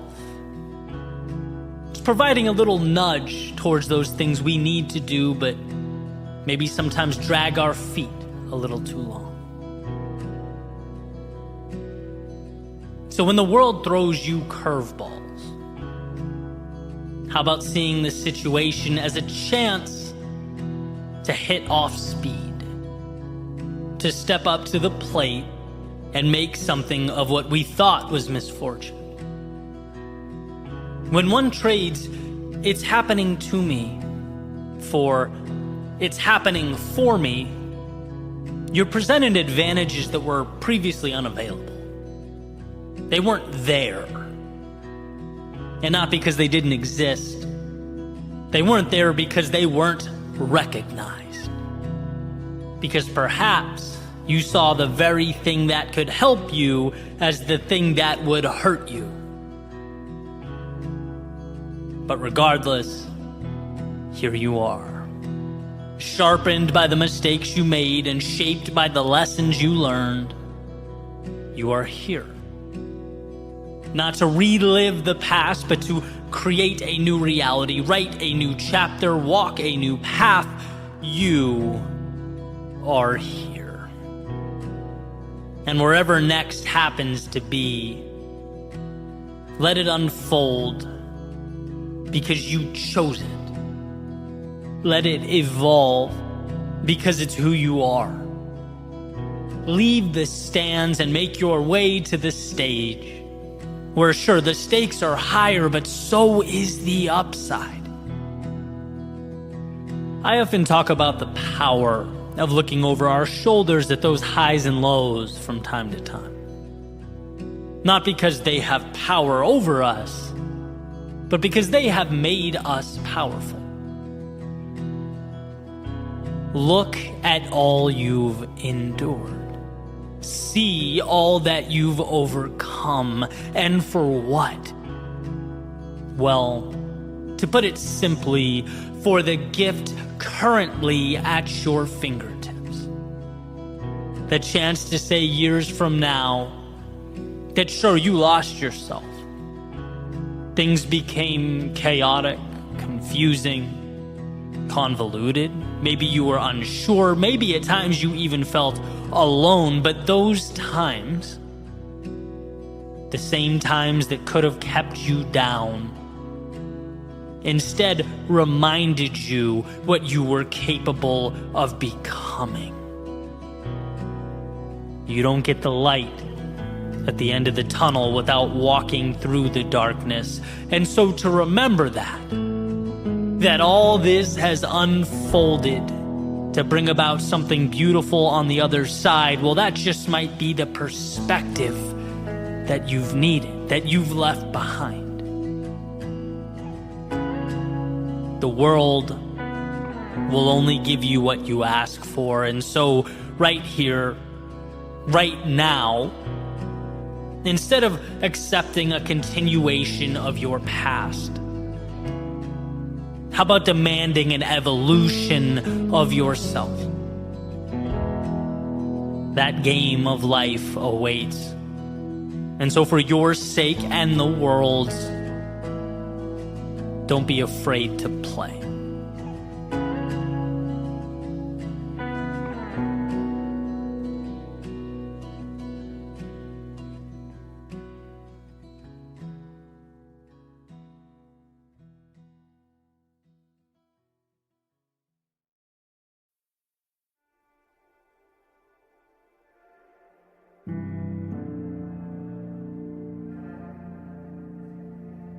She had a picture framed on the table that said, "Make today amazing."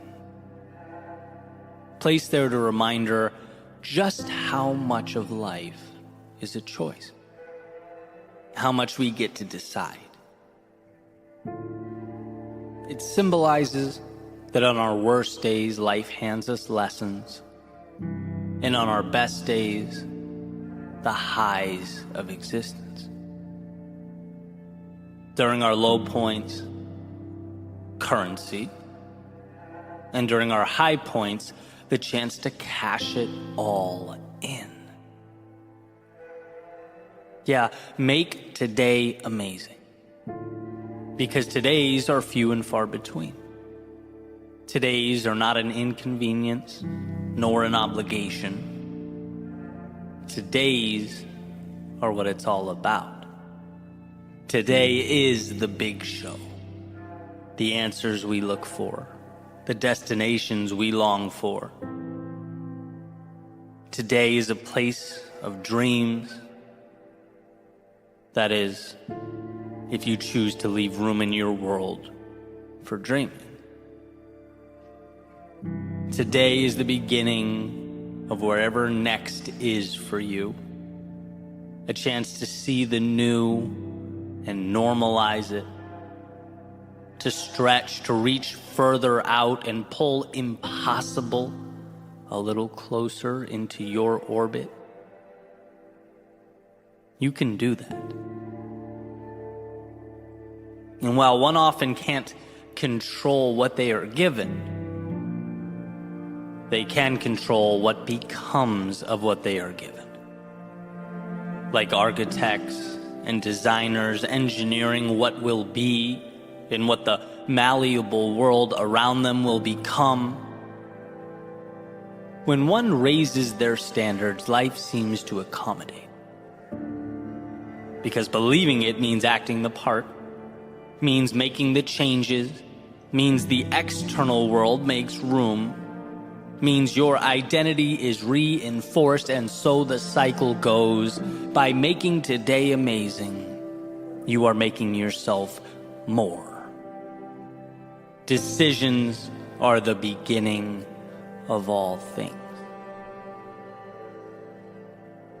See, very rarely is the tool in and of itself the differentiator.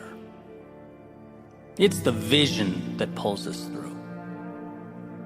And if you take something arbitrary, say a hammer, there's no way to, based upon its existence, determine what it will mean or what will become of it.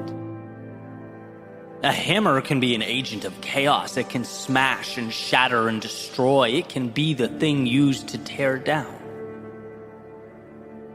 Or it can be what builds. It can connect. It can alter and redefine so that something, when all is said and done, is brought into an existence that never was. It was never the tool. It was how the eyes viewed the tool. It was the vision that designated the roles that made today amazing. And the reason we all need this reminder, as far as I can tell, is because the difficult things just so happen to be the meaningful things.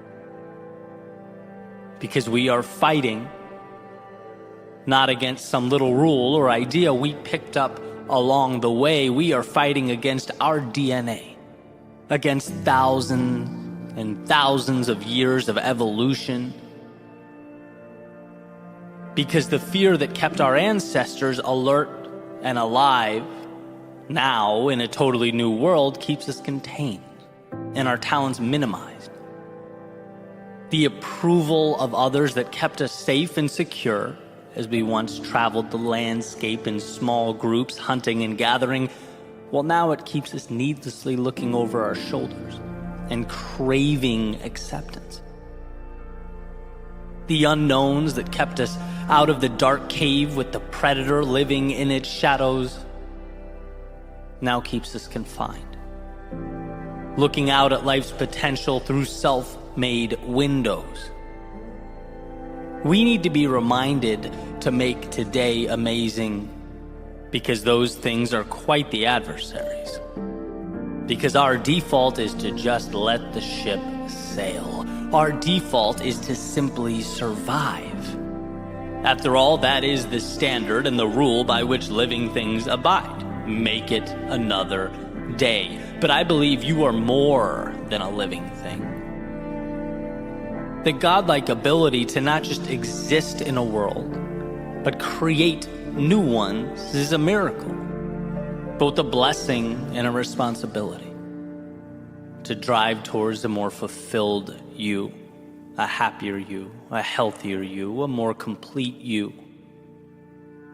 But one must first become aware that around them exist the pieces required to build something never before seen. The vehicle to those far-off places that were once only dreams, thoughts, illusions. I've always believed that if it means something to you, it's not stupid. It warrants exploration. For even if the thought doesn't end up being all it was cracked up to be, even if it's not the destination, but only a stop along the way, it still pushes you to the next thing, and the next thing, and the next thing. It still moves you forward in this beautiful game of life. So decide. Decide to make today amazing. Choose to make it better. Let the obstacles lift you up and the momentum carry you towards something meaningful. When others stop and find reasons to doubt themselves, how about you find the small win buried, tucked away underneath it all? The little key that may do nothing more than get you through that next door. After all, sometimes that's what life's about. Picking up your head when it's most difficult and finding the next door to walk through. And the magic is knowing you can always do that. Because there always exists both the doorway and the key, but we must be willing to find it. That's the obvious thing about those doors. The right ones will open, but they require we find the strength to approach them. They require that we seek out amazing. And so with this in mind, what is the next chapter like for you? Are you currently enduring one of life's winters? Are you navigating those inevitable valleys of despair, in which the value is in finding that single ray of light amidst the storm? Looking within yourself for the courage to take one more step forward, and another, are you seeking out that spark that will reignite the fire in you? Because it's there, so long as you choose to make today amazing. Maybe you've climbed yourself out. Maybe you're looking for whatever's next, the new evolution, seeking to follow your heart and continue the beautiful progression that is life. Let the external world support that vision. Choose to see the detail not as trivial, but as the answers. The tools that will lift you up and support what you are building, it's there. She had a picture framed on the table that said, "Make today amazing." Placed there to remind her how much of life is a choice. Because in a world of options, what a gift to choose the journey of a lifetime. What a ride that awaits, so long as you decide to step in.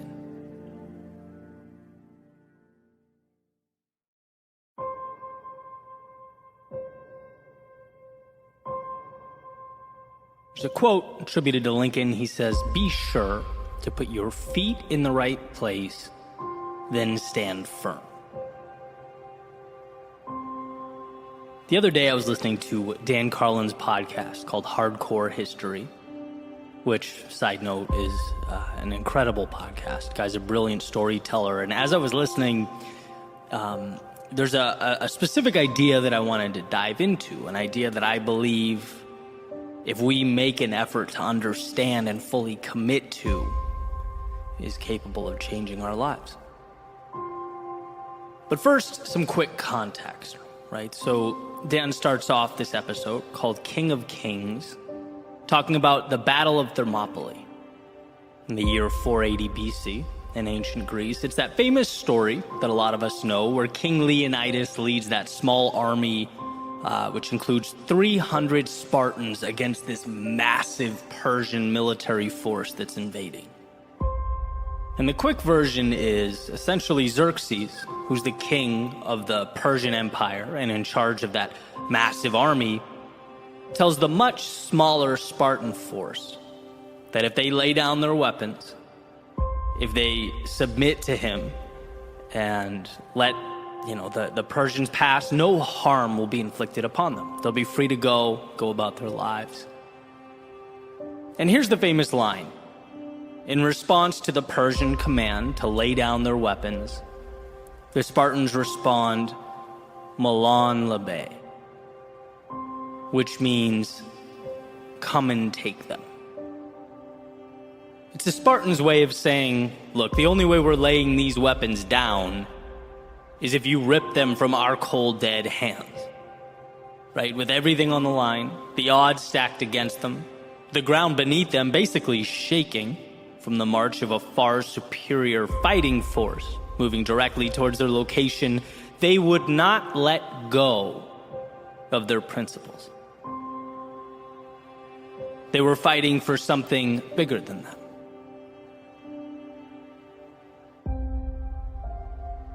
And I couldn't stop thinking about this idea long after I hit pause on the episode. I guess I was awestruck by the power of living life with that type of conviction. Because I know in my soul that's the North Star I should be gravitating towards. We all should. The strength to be unrelenting with regard to that which we care about. The aforementioned quote from Lincoln about finding the right place for our feet and then holding steady. With everything you have, all that you are, holding firm. I just couldn't get that out of my head. And then it came to me that invading force represents so much in our personal lives. So many things. One example being the difficult or adverse circumstances, our trying times. When you're most likely to concede that perhaps you're no bigger than that world around you. Maybe life is a movie and I'm merely the audience.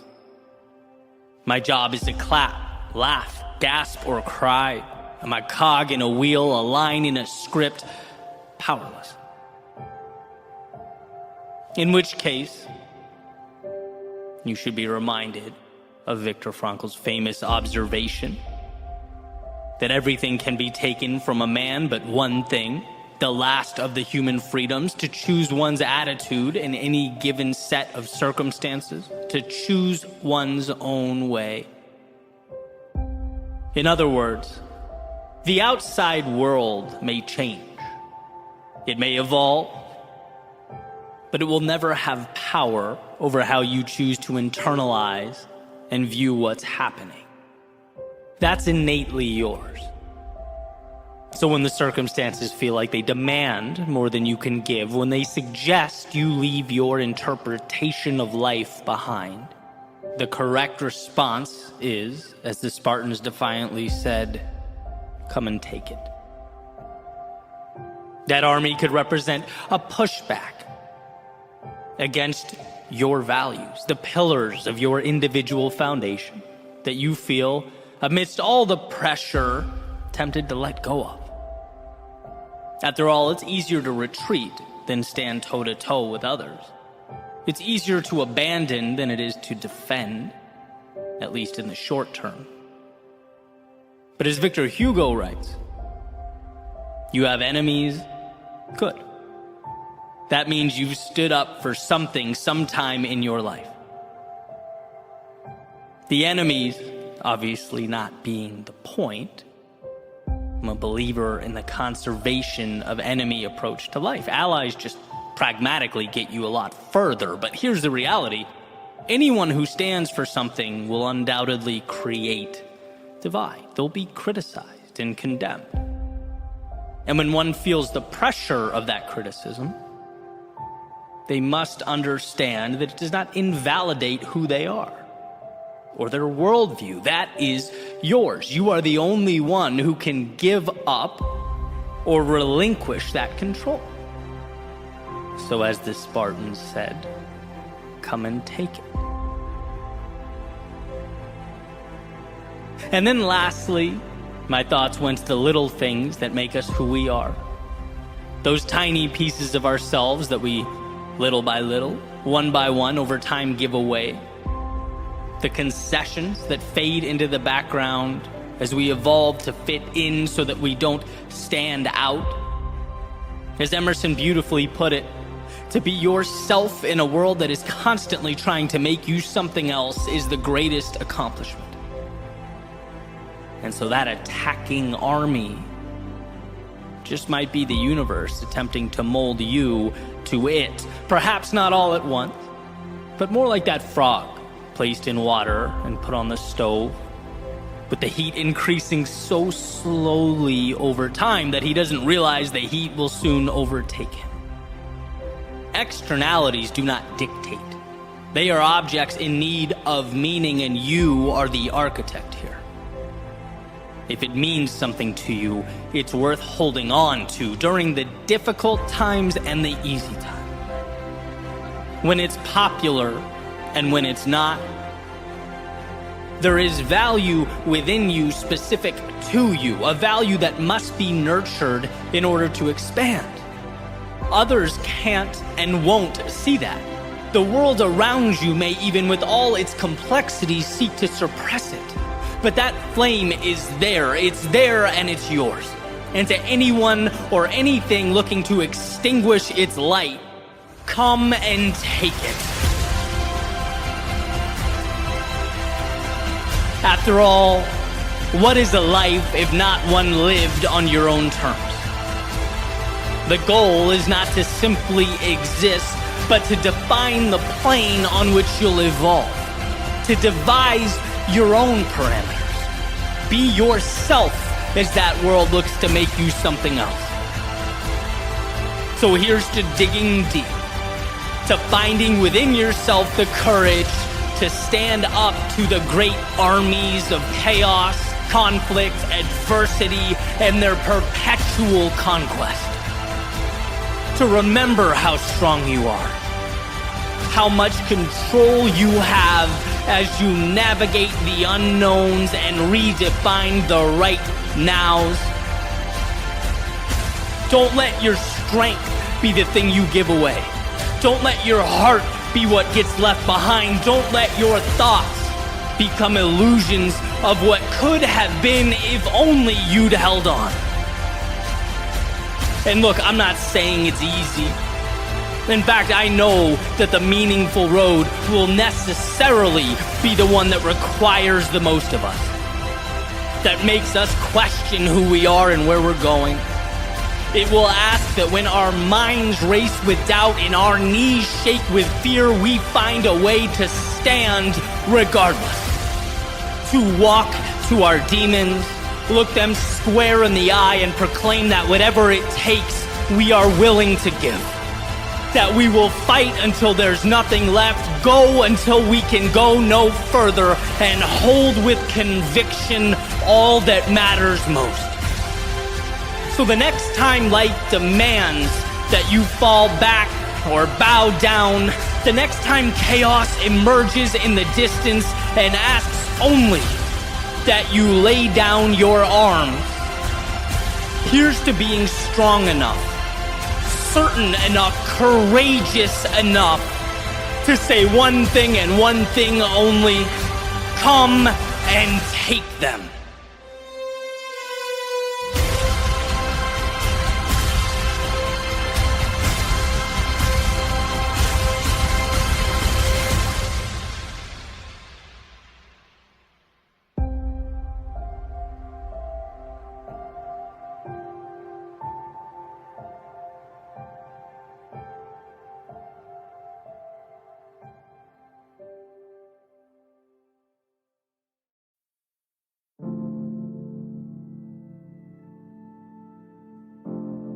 Around 2011, I hurt my left arm and had to get surgery.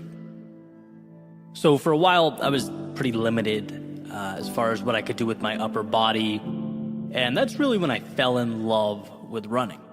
I started doing it almost every day, sometimes those long runs outside, clear my mind, sort of reset a little bit.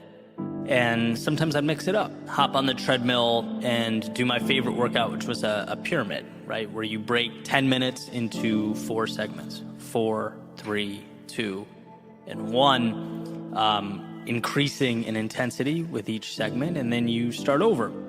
And that's where this whole idea comes from. It's this treadmill workout that I want to talk about, because there's a little ritual I picked up that I still implement to this day, and it was simple. At the very end of my workout or my run, I would always add 22 seconds. My lucky number twice, 2 and 2. So for example, if I told myself, the workout's going to be, 3 pyramids or 30 minutes, I would stop running at 30 minutes and 22 seconds. And if I told myself it was going to be an hour, I'd stop at 1 hour and 22 seconds. Always tacking on that 22. And I don't really remember the first time I started doing it or even why. But like so many things, that 22-second period organically became a habit. Sort of evolved to take on a life of its own and would come to symbolize for me a little challenge. The idea that the end is never really the end. And no matter how tired I was or how bad I wanted to stop, especially when you can see that finish line in reach, I could always squeeze out a little more. Like there's always something extra to give. And you could certainly go down that 22-second rabbit hole, right? Just 22 more seconds. And then you finish that and you realize you can do just 22 more and just 22 more. It's like this never-ending spotlight into how incredible we are as humans. That our stopping points almost always are constructed. Rarely is there not an extra 22 seconds or 22 somethings we can endure. And not only that, I think there's a case to be made that our growth occurs in that final push. There's a ton of value, hidden away in there. The stretching of the mind and body, the last rep that breaks down the muscle, the last few seconds of that run that force the lungs to work their hardest, exhausting that last bit of energy and focus, studying for an exam. Maybe that's where you confirm your comprehension and understanding of the subject matter. It's like when we are pushing ourselves just outside the limits we drew up, we are simultaneously expanding those limits. And so over the years, I've adopted that mentality. And I look at myself in the mirror now and I can see it. I'm not the same person I was a decade ago.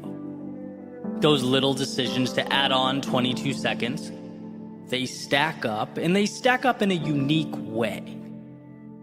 Because it's not necessarily about the time.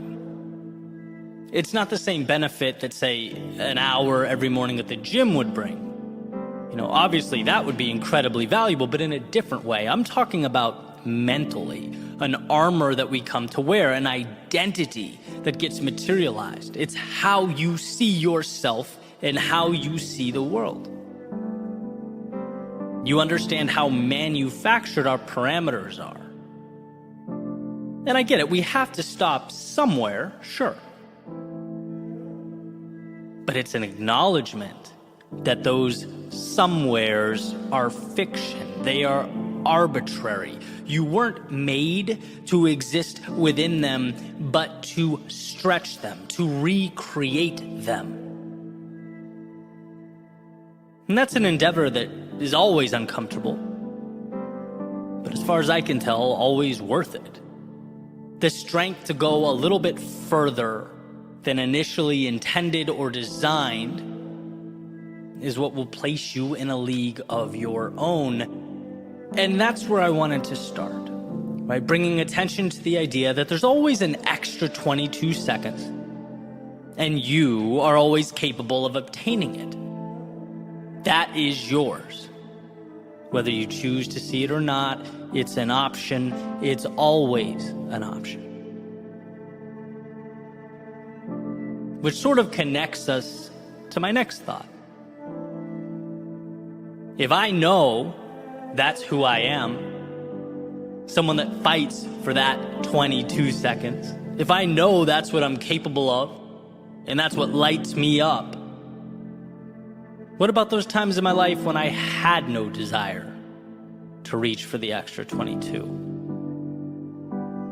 Because sitting here, I can think of plenty. I can think of times when there was dissonance between my identity and my actions. Here's a quick story, right? This was a shift in my life and my understanding of reaching for that little bit more, right? When people ask me about my process, right? What I'm building or where I see myself in X number of years, I tell them I'm playing the long game, right? Like I'll sacrifice some short-term wins now to continue forward with the plan that I believe wholeheartedly will transform from linear to exponential, right? It's like Gary Vee's motto, you're young, you have time. And impact is not about succeeding at 34, it's about flourishing at 45 and 55 and 65 and 75. Like that's fun to me. That's the exciting game to play. And it's methodical. The challenge is, as you're locked into this big picture plan, you have to pass a lot of shiny objects along the way. A lot of, hey, look at them over there. Maybe I should be doing that too. That worked for her. Will it work for me? Right? Sometimes you forget to trust yourself and stay the course. And so a few years ago, I felt this pressure to pivot, to adjust focus. Right? I'd been, talking with some mentors of mine who were, very successful in their individual fields and passions.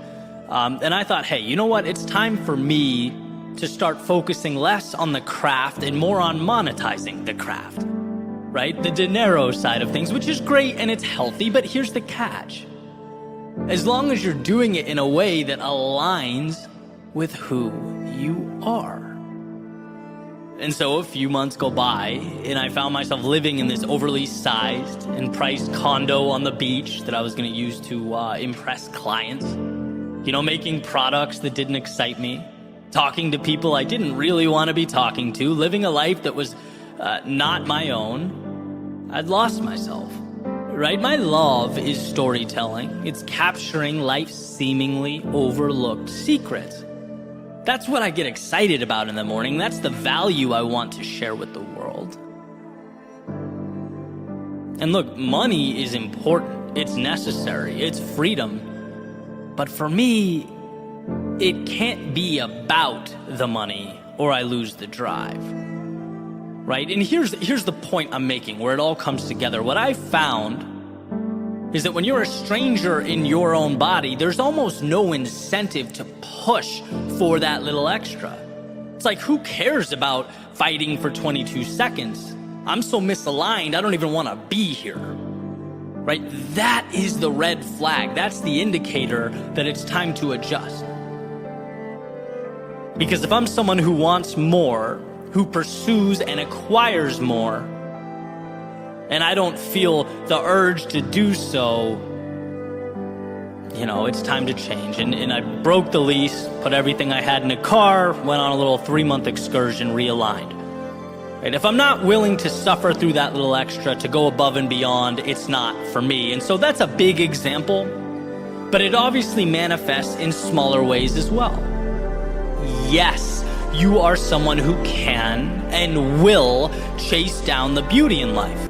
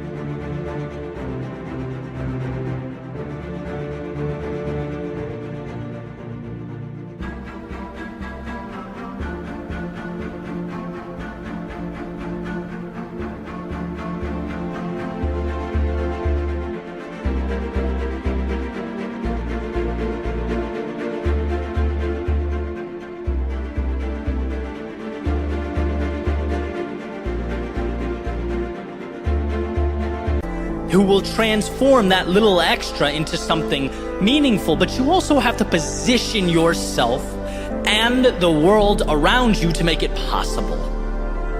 And when you don't feel that hunger inside, and this is the point you need to understand, it's not you, it's not broken hardware, it's not that you innately lack drive or confidence. It's that you need to rearrange the scenario. You need to find alignment. Because I promise you, if you want something enough, you'll be willing to fight for it, to hurt for it, to break boundaries for it. But you must first make sure that you're pointed at something you want, something that moves you. And here's the part where I remind you of all those things you've already overcome in your life. Of all the times you thought your tank was empty, but you found a way. All the times you were hurting, but kept moving. All the times you were broken, but put yourself back together. We are not told in school or at work how resilient we are. We're not told that we often stop thousands of 22-second periods short. We aren't told that we're living at a 30% capacity, operating at a fraction of our potential. We don't even realize the little miracles we've created along the way. A strong purpose and a willingness to stretch yourself as you pursue it will change your life. And that's not hyperbole, that is fact. If you want what you've never had, then push yourself further than you've ever gone. And we're talking little stressors, expanding one step at a time, until you eventually look over your shoulder and see the miles you've traveled. Until you look at your reflection and see the evolution that has occurred. It was never just 22 seconds. It was a consistent and sustained shot at the walls you placed around yourself for the opportunity to see them crumble.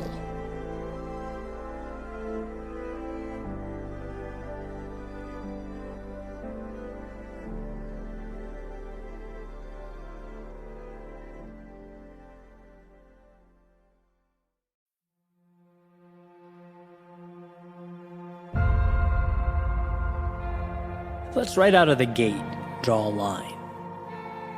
The most important line one can draw, a line of demarcation separating who you were and who you are. A line between the past and the present, and this line marks your return. No, not to the days of old, but to step one. Your chance to begin again, to rise above, to transcend yesterday's character and transform today's potential. See, what we often fail to realize is that there are ideas deeply ingrained in our minds that rule over us, a sort of subconscious authority.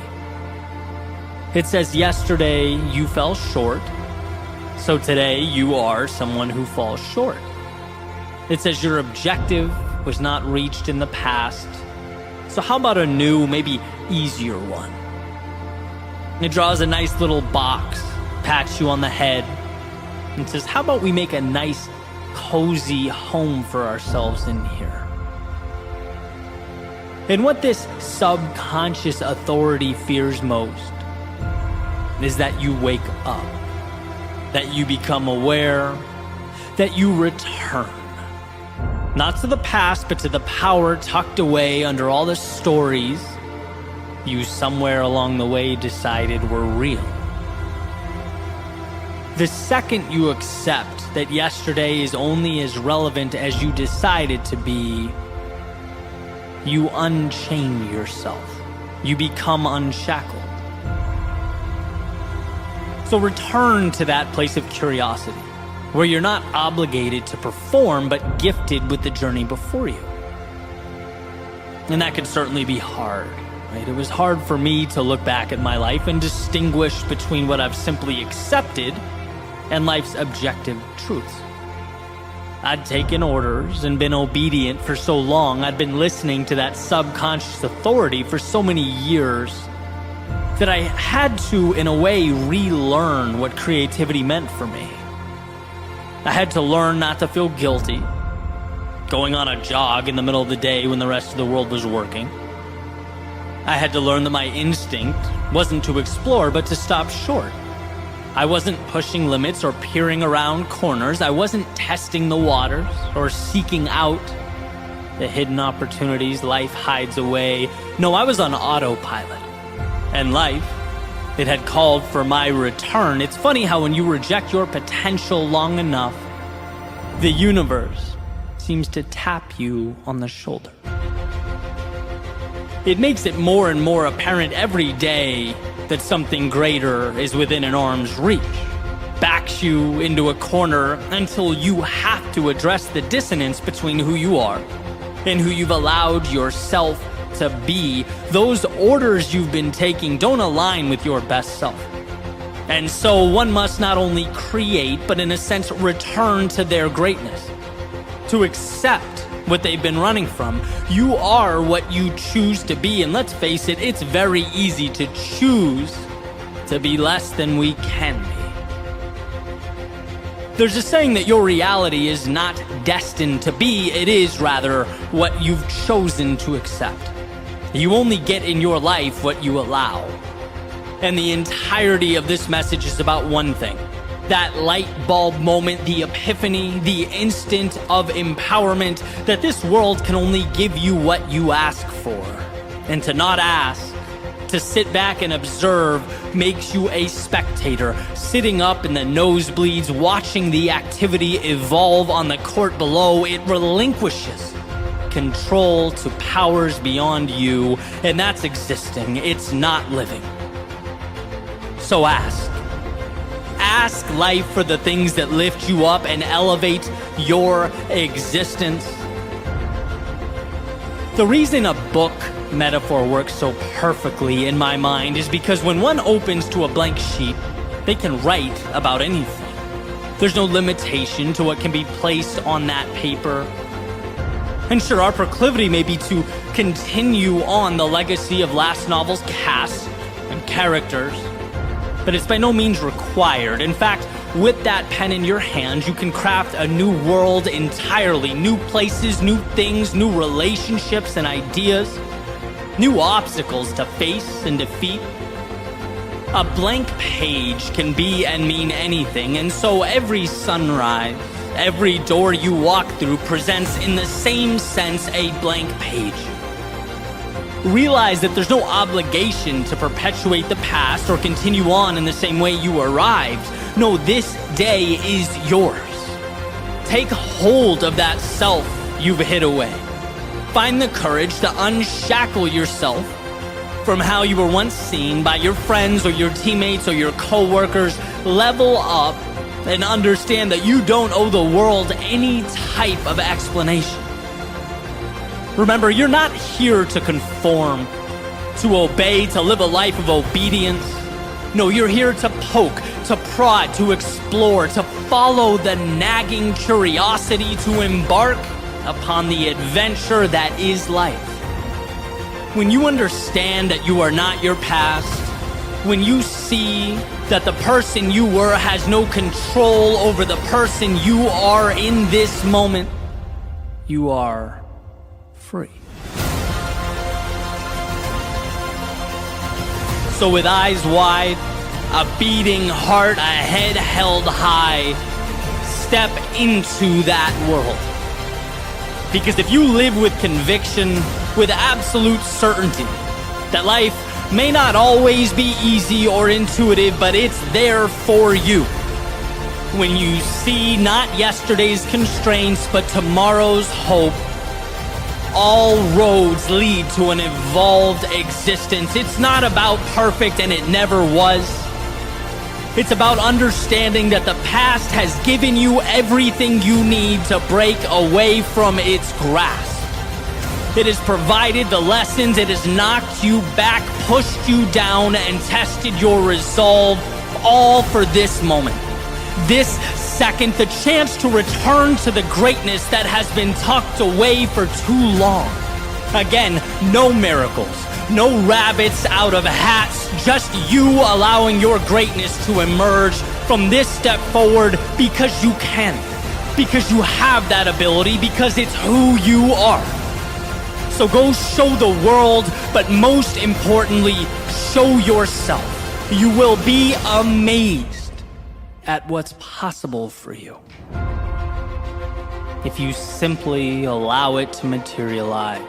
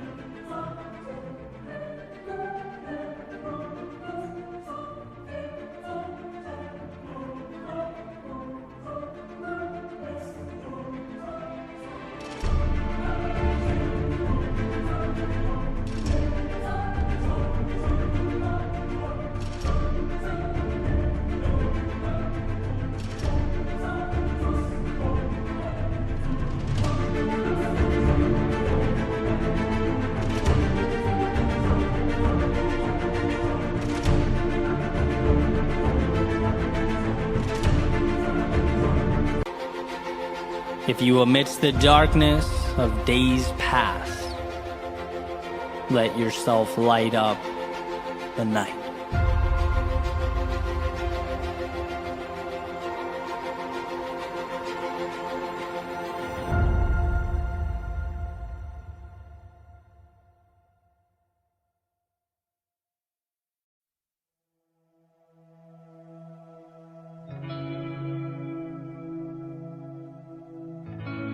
You have to see it before they do.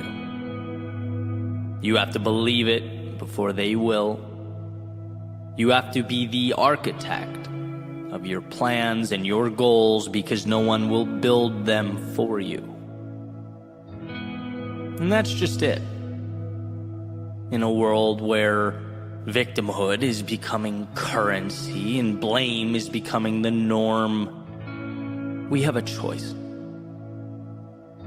Create a temporary, fleeting escape, or create a life that matters. You know how much easier it is to project out at the world? To never have to look in the mirror and address the things you could be doing better? You know how much easier it is to hate him or her or them over there? To make up stories and scenarios about how much different life would be if it wasn't for A, B, and C holding you back? I mean, short term, it's like winning the lottery, right? You don't have to take any accountability. You don't have to have tough conversations with yourself. You don't have to reflect on the painful memories or decisions. No, you can put your feet up, sit back, point at the world, and say, look what they made me do. If only. But here's what's not being said. Every time you point your finger away from your own chest, every time you project blame, you're letting yourself down. Why? Because we only grow when we take accountability. And yeah, accountability can be painful, uncomfortable. But in that discomfort exists the only bridge to a better tomorrow. That's it. Right? You go to the gym, you put your muscles through stress, you break them down so that they can be built back up stronger. Personal responsibility cannot be the muscle we refuse to build. There's too much at stake. It can't be the thing you avoid. Why? Because it's what injects meaning into our lives. I'll never forget in the 8th grade, and I bet every single person in that class still to this day remembers, my teacher, Mr. Betancourt, walking up to the front of the classroom. He had his hands in a bowl shape and was holding it up to the ceiling,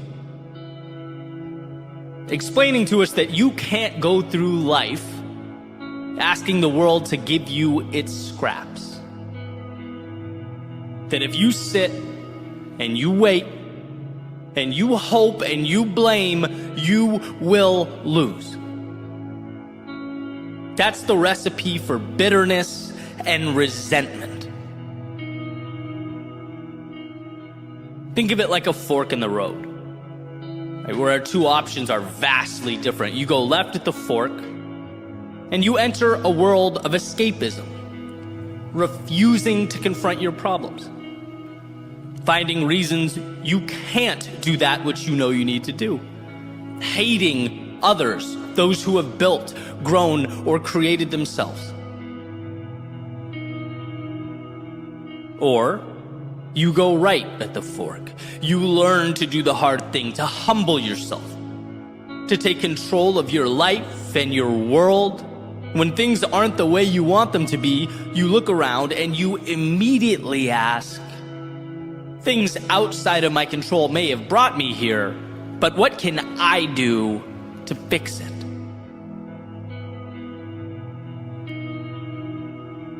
Those of you who have been listening to me for a while, you probably know my favorite articulation of this idea was explained by Will Smith. Basically, he said, look, you can't control where you start.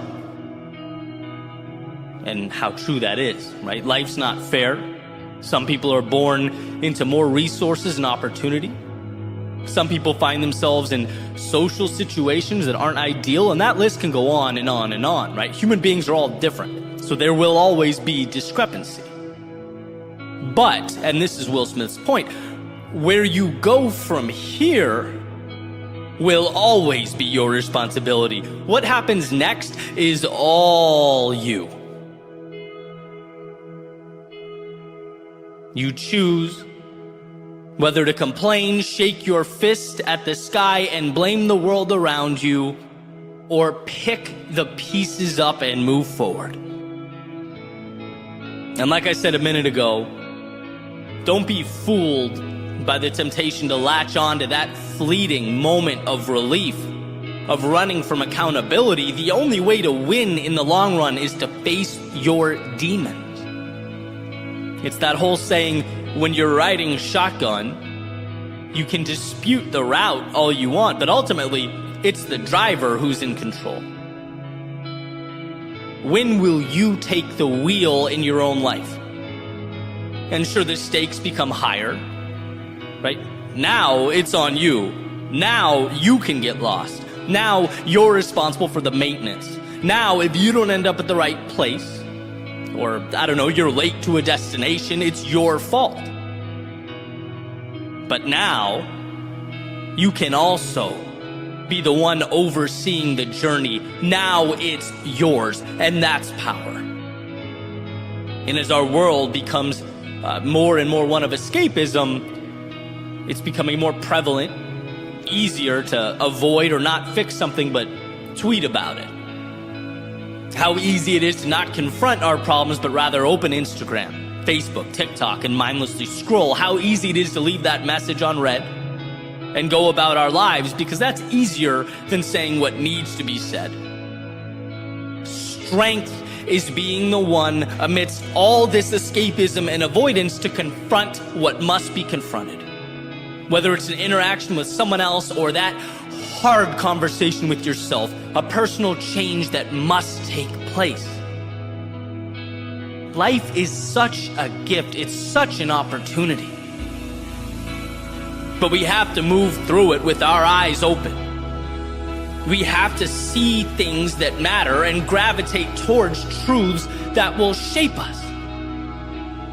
Like Mr. B said over 20 years ago now, we can't ever fall into the mentality of holding our hands up to the sky and asking life to give us anything. We can't only point at ourselves when things go the way we want them to go.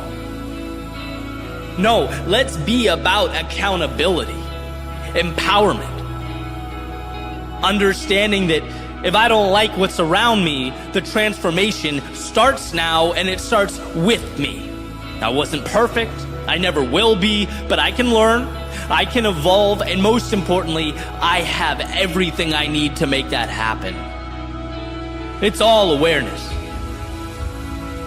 Right? The victimhood idea is a wolf in sheep's clothing, and I know that may seem harsh, maybe even lacking empathy.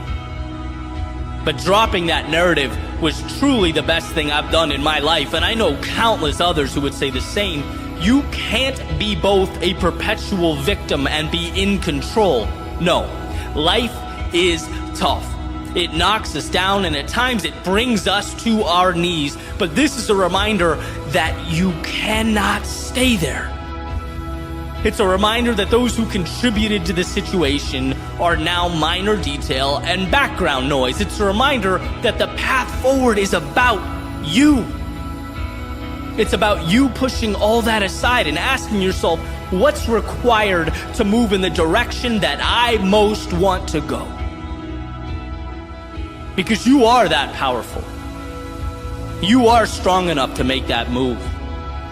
And there will be a point where you look around you and the circumstances have changed. The people are different. The environment is different. You're different.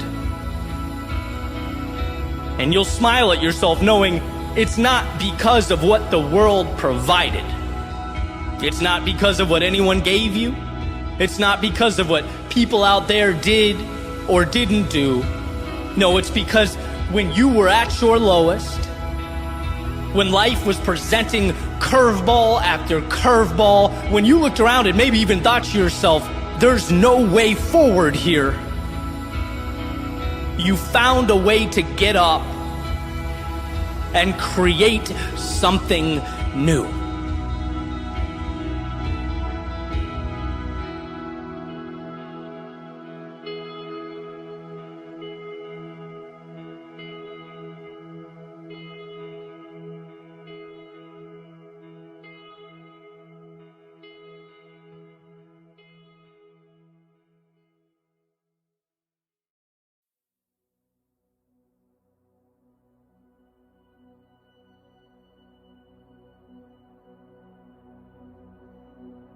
If these walls could talk,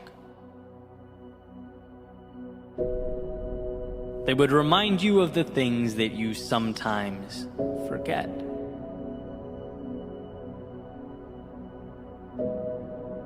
Yeah, those elusive things you tend to walk right by. It's not that you've chosen to ignore them, it's that, well, people are complex. And we have a tendency to skip over some important things as we remain fixated on our problems, our perceived inadequacies, that finicky negativity bias. The one that states, if you went to a restaurant 100 times, had 99 incredible experiences, but something went wrong on the 100th, well, that restaurant would forever be known to you as the place where things go wrong. We are wired not to see the good, but to identify and avoid the bad. And if these walls could talk, they would unveil to you the brilliance that exists slightly out of frame. They would suggest you look over your shoulder and take a peek at how far you've come, because, my friend, you've come a long, long way. It's funny how slow progress moves.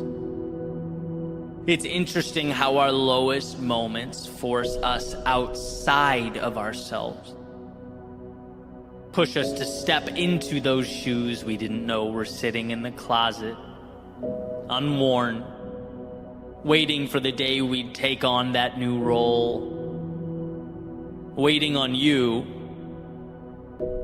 to see that who you were yesterday is not correlated to who you can be today. And if these walls could talk, they'd fill you in on a very important statistic. They'd tell you that you've stood face to face with some of the biggest curveballs life can throw. You took on struggle and hardship that rocked you to your core, and as you stand here now, your success rate through all that comes in at, well, 100%. You are literally undefeated in your ability to move through adversity, and every time you did, whether you knew it or not, you walked into that closet and put on a new pair of shoes. You became something new. Sometimes progress is so slow that it feels like pain and it looks like stagnation, but it is anything but. And if these walls could talk, they would remind you of that truth. They would beg you to see what you've become, who you are. If these walls could talk, they would remind you of life's ever-changing, transformative nature. All the times they witnessed you upset about people and things coming and going, as you tried to hold on to that which perhaps no longer served you, wishing you could make permanent those things that were just meant to be transitory, shooting stars across the sky of your life. But something doesn't need to be forever to be meaningful. And thank God, because nothing is forever. And as we make our way into that vast unknown, we have a choice. We can live in the shadow of a particular moment in time, or we can cherish the value that those moments offered to us. They gave you just enough to take a new step forward, and sometimes a new step in that direction that's calling you is the difference between nothing and everything. So if these walls could talk, they would tell you to keep your head up and be thankful for those shooting stars in your life, for they made you who you are. And the path forward would be impossible without them. If these walls could talk, they would ask you about those times you came home, sat down in your room, and wondered how you could ever be enough. They'd call attention to that seemingly non-stop battle with imposter syndrome. They'd ask when you will feel like you've learned, seen, or traveled enough to gain some semblance of authority in your own life. They'd wonder when you'll give yourself permission to be that. You've come so far, endured so much. You're not the same person you were a year ago. Now, if you could just stretch a little further, if you could just extend a little higher, if you could see all the new shoes you've worn and the shooting stars you've collected along the way, you would know that you are designed to overcome. External pressures, obligations, criticism, none of it matters. This is between you and yourself, and if these walls could talk, they would ask you when you'll see what they see. The brilliance, the magnitude of your potential. When will you be you? Marcus Aurelius wrote, "Remember how long you've been putting this off. How many extensions the gods gave you and you didn't use them. There is a limit to the time assigned to you, and if you don't use it to free yourself, it will be gone and never return." See, today is precious because it is the only one you get. Each second unique in its own way, a measurement of opportunity represented by a single tick from the watch you're wearing. And if these walls could talk, they would tell you that they've seen people come and go, that you aren't the first and you most definitely won't be the last.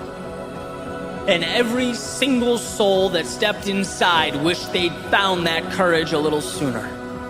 Wished they'd looked back a little earlier. Wished they'd found the inspiration amidst the chaos and turbulence of their day-to-day lives.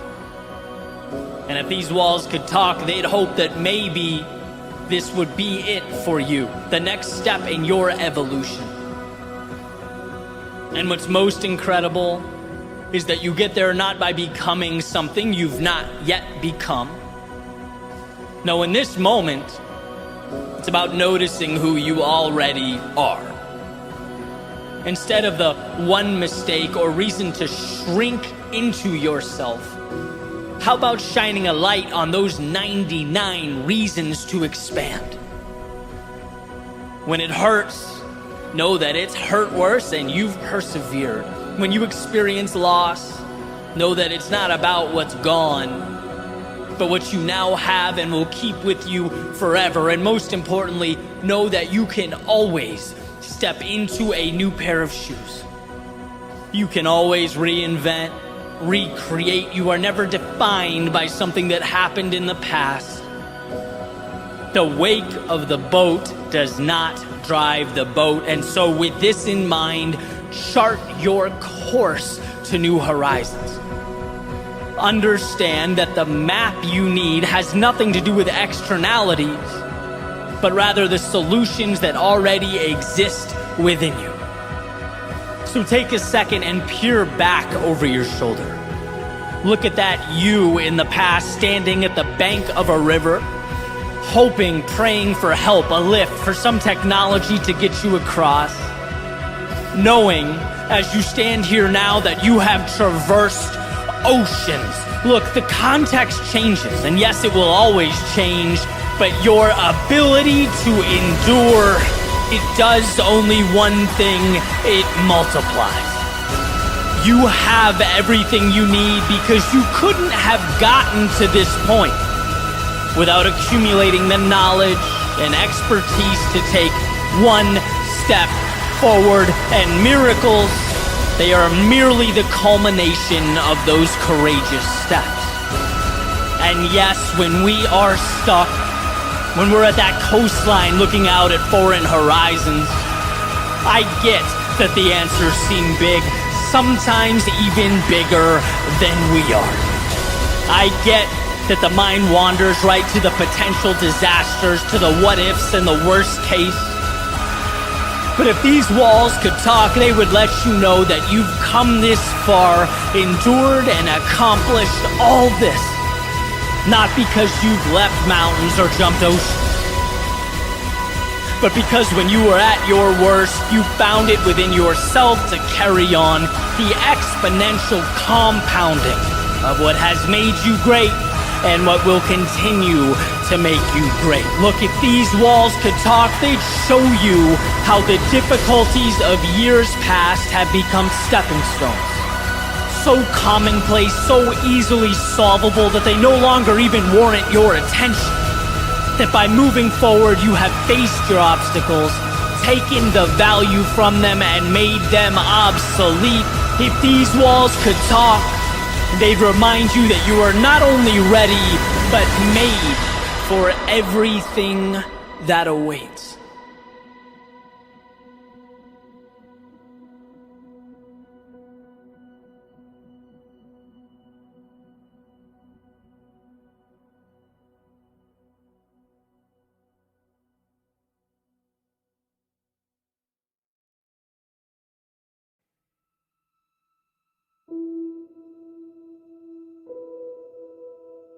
In a way, our eyes are liars.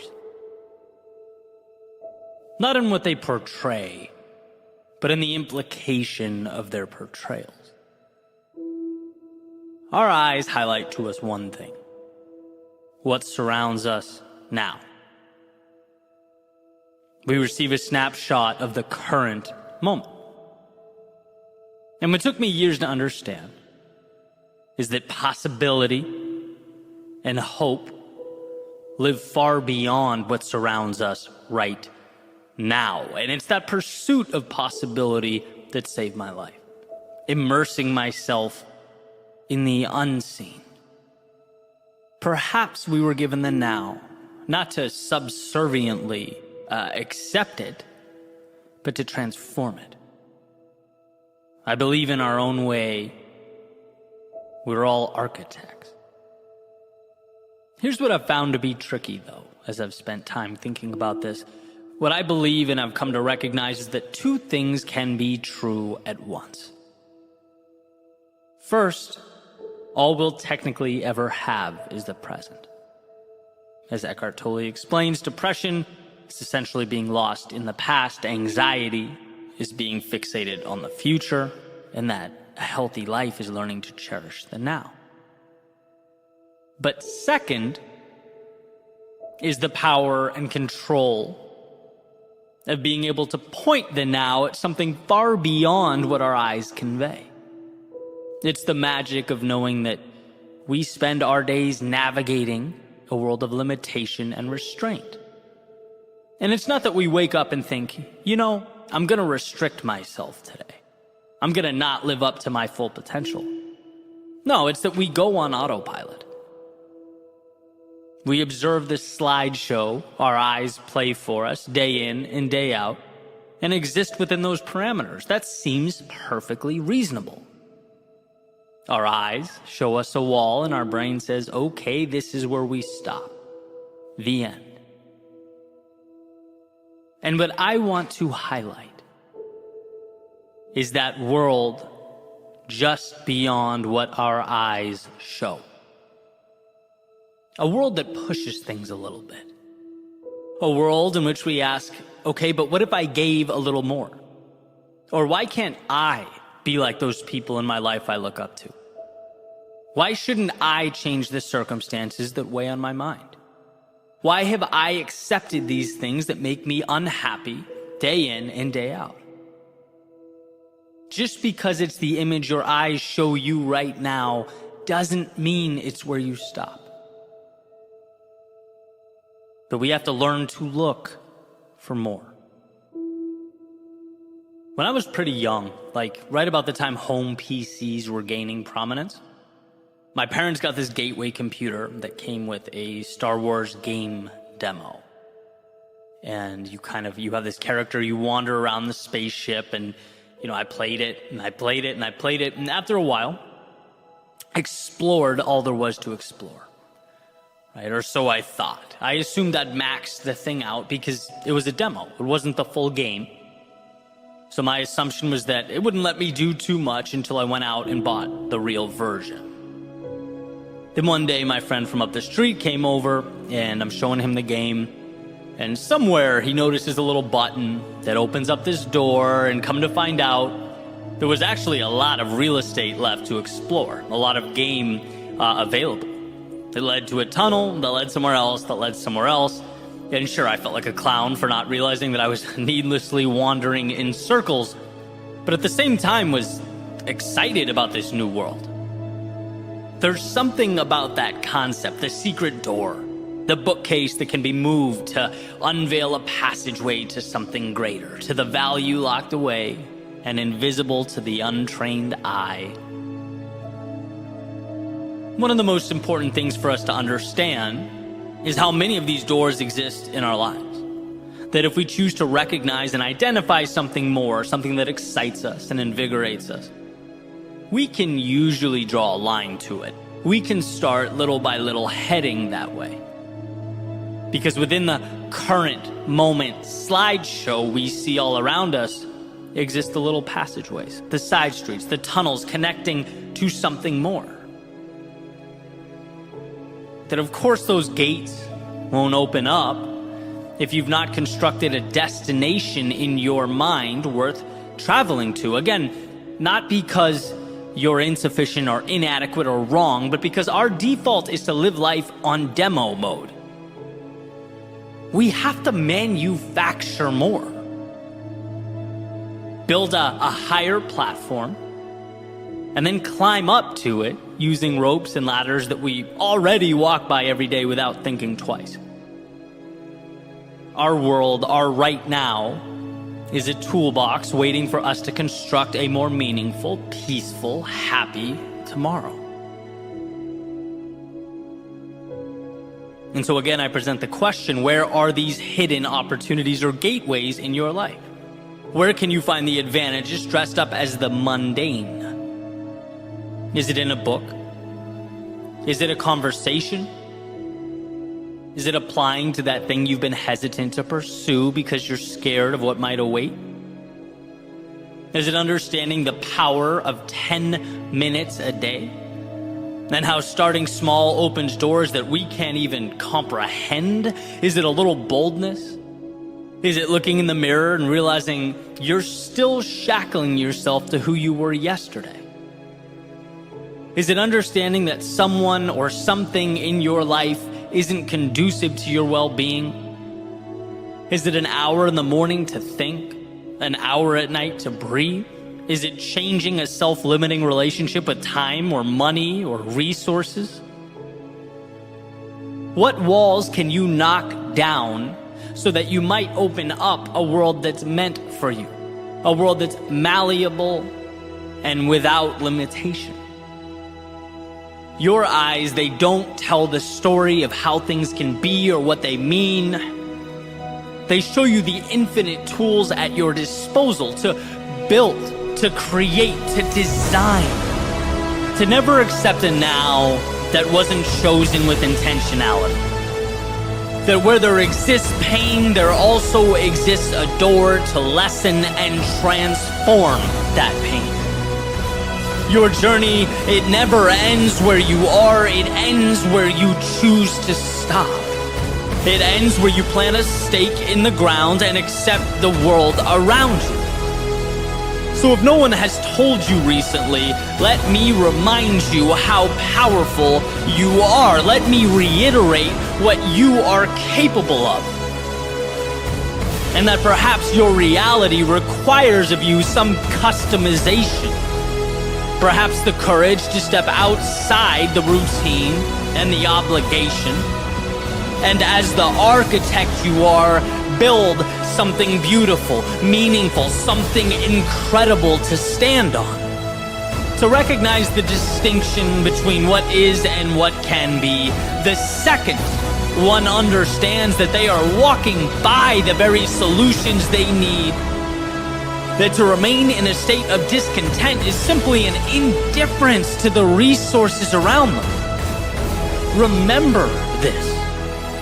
What you see, your eyes don't provide an end state, but a path to the next chapter. A chisel to little by little evolve. As someone recently reminded me, Mark Twain's quote, "Logic will get you from point A to point B, but imagination will take you everywhere." Why? Because so much exists beyond the parameters of everyday life.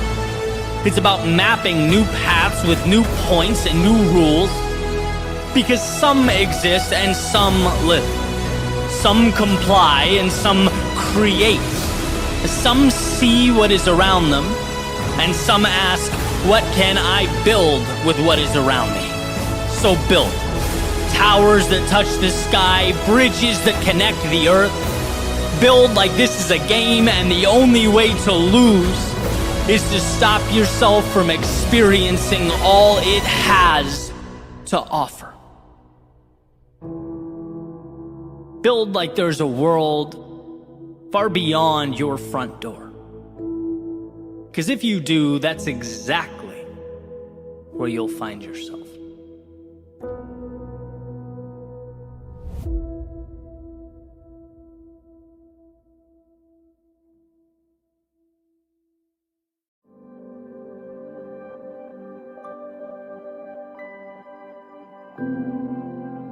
Sometimes the most important things we do in our lives are the product of sheer will. Of taking little nothings that surround us and making something out of them. In other words, the greatest opportunities, often the ones we need most, they simply aren't obvious. They're hidden.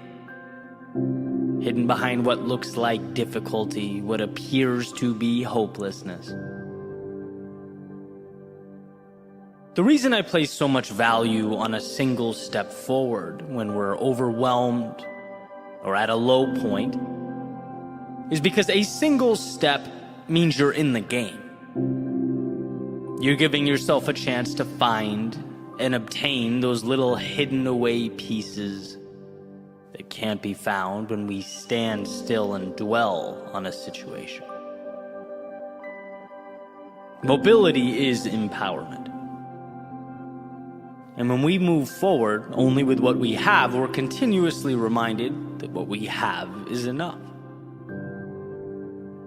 We have the tools, the resources, and the ability.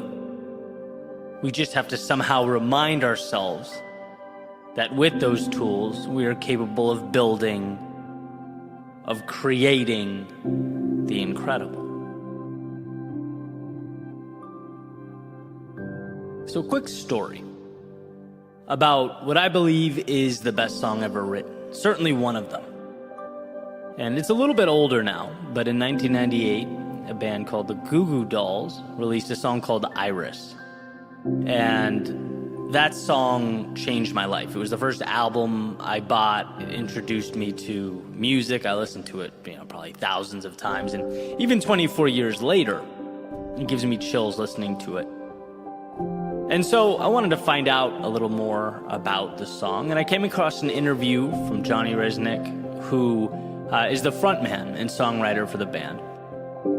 And in this interview, the interviewer is asking Johnny about the song. Basic questions, how it came out, how he wrote it, and stuff like that. And there's a few points that I think are amazing. I want to share them with you.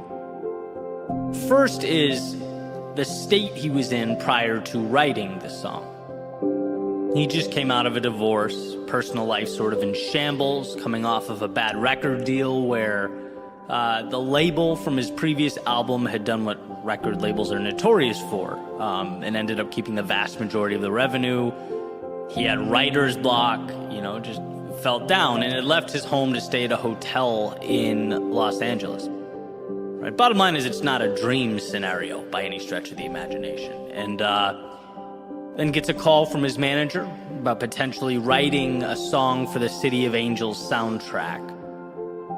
And he says he went and sort of auditioned with what he had, which was 2 lines of a song and a guitar with 2 broken strings. It was evidently good enough. He gets a nod from the label and starts writing. And the verses, according to Johnny in the interview, they align perfectly with the movie, right? It's an angel willing to give up anything, even his immortality, to be human so he could be with this girl, right? And it's this deep dive into, what it is to love someone so much that you give up everything for them. And then, and this is the icing on the cake for me, that's when I realized that I wanted to write about this.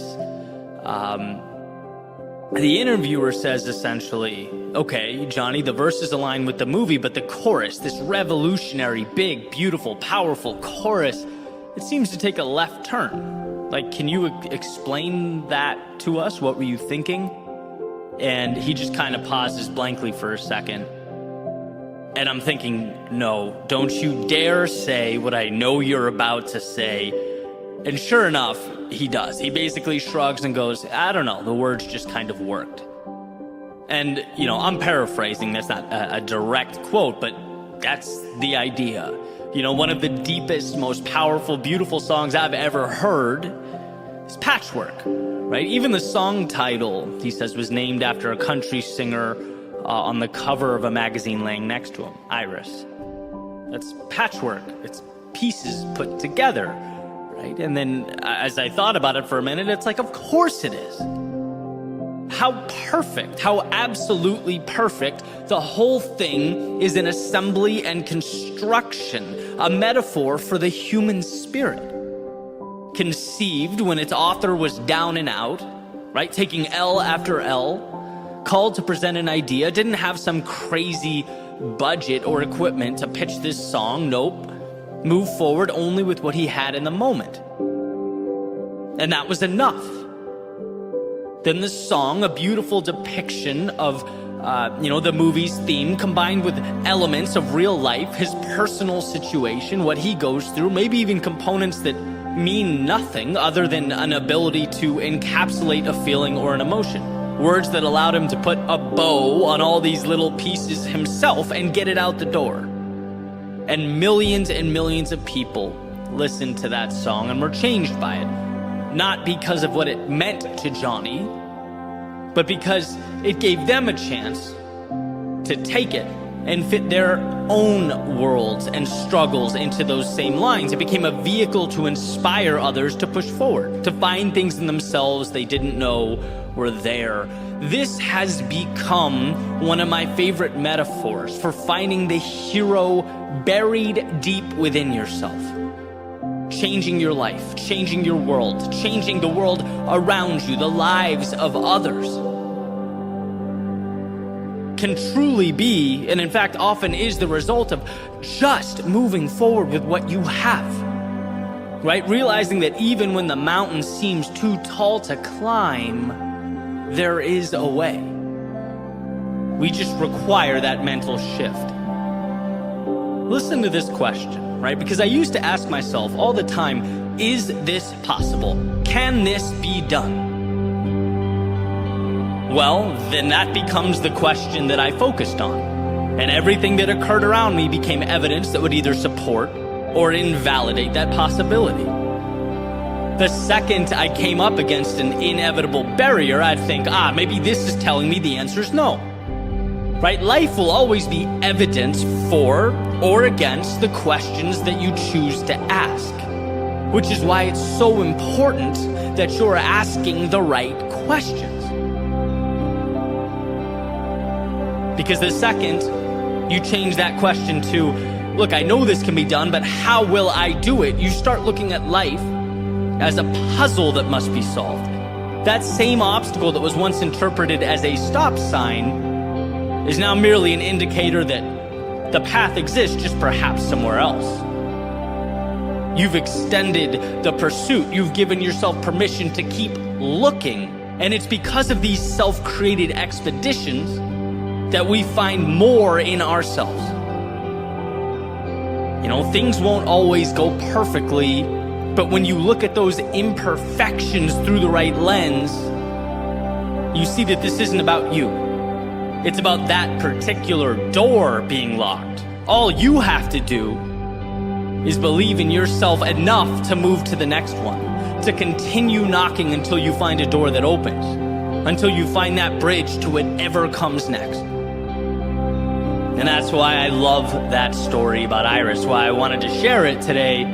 It's crafted during times far from ideal, with resources far from abundant, with words far from perfect or related or self-explanatory. But you end up on the other side with this masterpiece. This song that certainly changed my life and definitely impacted many others. And it's like we have to realize when we're sitting on the edge of the bed, maybe it's not divorce or writer's block, but whatever it is holding you back, that's not the end. It's your reason to keep going, to begin again. You don't have to know how things will be, but you do have to know how they won't be. They won't be like this because you won't let them stay this way. And maybe it's not 2 written lines and a broken guitar. Maybe it's moving forward when your strength is not at a 10 out of 10. When you don't really have that spark. Or you're longing for some resources, some finances, wondering where they'll come from. But pushing forward one little step at a time until things start making sense. And maybe it's not a combining and restructuring of song lyrics, using your personal experiences to fill the gaps on the paper before you. But it's trusting that your own story will ultimately tell itself if you don't put the pen down. That the heroes will rise, the villains will fall, and the adventure will continue on. After all, that's what life is. One giant adventure, testing us, pushing us, and transforming us when we're at our lows, while reminding us during the good times why we're lucky to have been gifted that same adversity we once looked at with contempt. Why we're lucky that when everything's made to be broken, as the lyrics suggest, we get to make something imperfectly beautiful with the pieces.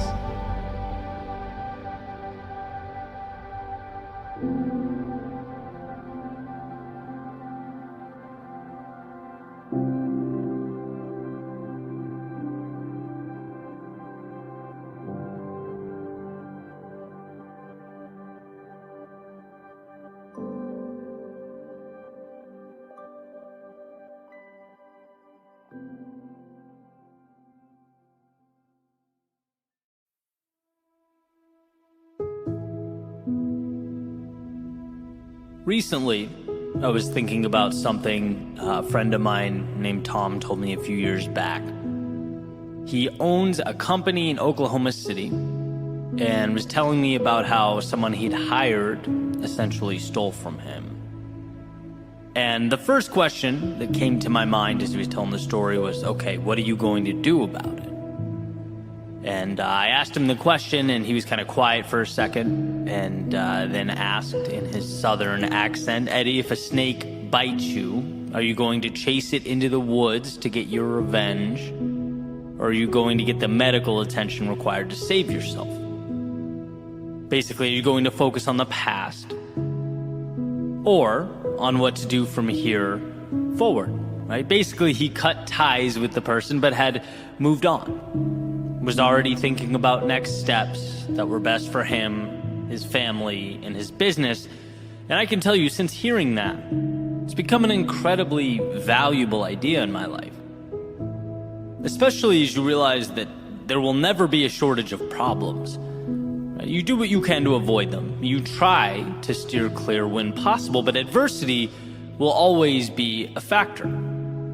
It's about knowing that and stepping into it regardless. It's something that's always intertwined in our development. And I find value in asking myself, is this action I'm about to take conducive to my growth and my happiness? Or am I just chasing snakes?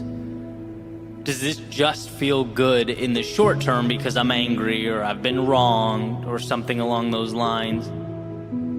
Especially since most harm inflicted on others derive from incompetence, not malice, and I truly believe that. I think very frequently we attribute sinister motives to others when 99% of the time it's, sheer stupidity. It's imperfect humans trying to navigate an often complex world. We make mistakes. Now, I'm not suggesting you don't stand up for yourself when you've been wronged or slighted. Of course you should. But the magic is in not personalizing the situation. Right? Possessing the emotional IQ to understand, hey, look, it's not about me, but whether I can salvage this situation from here. And that depends solely on how I choose to look at it. Emerson wrote, "People do not seem to realize that their opinion of the world is also a confession of their character." And what a powerful point. The flexibility and the leeway available to us when it comes to making sense of the world speaks to not how the world is, but how the onlooker thinks and interprets. Depersonalizing the situation is one of the greatest superpowers at our disposal. When you're angry and accusatory, you will, as Tom put it, end up chasing snakes. You'll end up breaking things that will need to be rebuilt and uttering words you'll wish you'd never spoken. But the 5 seconds required to pause, to collect yourself, and realize that you're in control is everything. The ability to see the person, the situation, or the world not as an adversary stacked against you, but as an inevitable challenge that must be managed.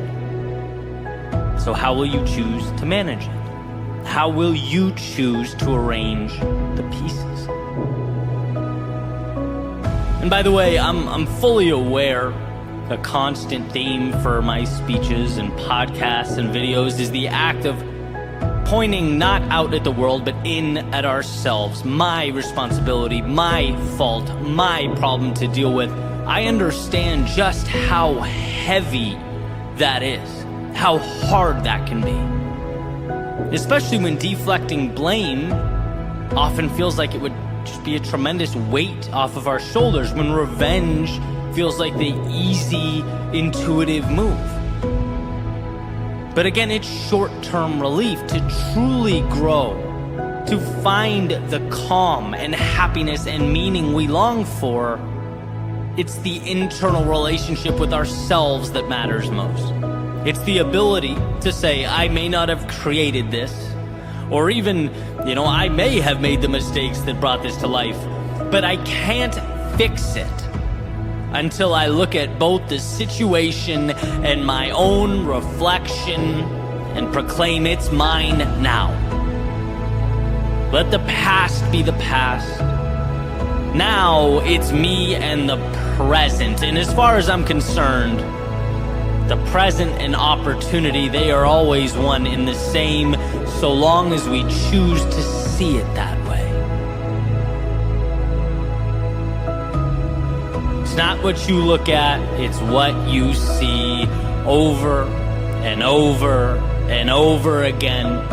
Is it happening to you or for you? Is it a problem or an opportunity, a setback or a chance to reset?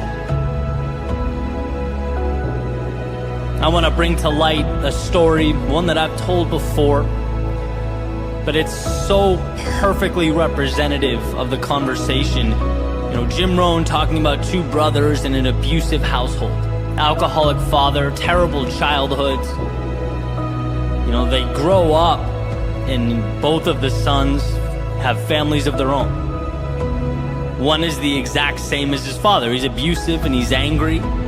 And the other one is a great father. He's kind, he's loving, he's supportive. And when asked why, the abusive brother replies, "Look at my childhood, right? How could you blame me for this?" The other brother, when asked, responds, "Look at my childhood, right? How could I let myself treat my family the same way?" And in a way, one spent his life chasing snakes, bitter, resentful. The other one asked, "Well, that was terrible, but what can I do to right the wrong?" One personalized it, the other used it as a lever or stepping stone. And this is, of course, a simplification, but I believe every struggle we face in our lives at its core contains some element of this choice. From the little things to the big things, where do I go from here? It's mine now, and I can choose whether to make it better or worse. Chase the snake into the woods or march forward to find the value and right the ship. Remember that when it's hardest, when you least want to. Remember that the present contains every single thing you need to begin a journey to recovery. to growth, to contentment and meaning. You, on your end, though, need to be willing to slow down the moment.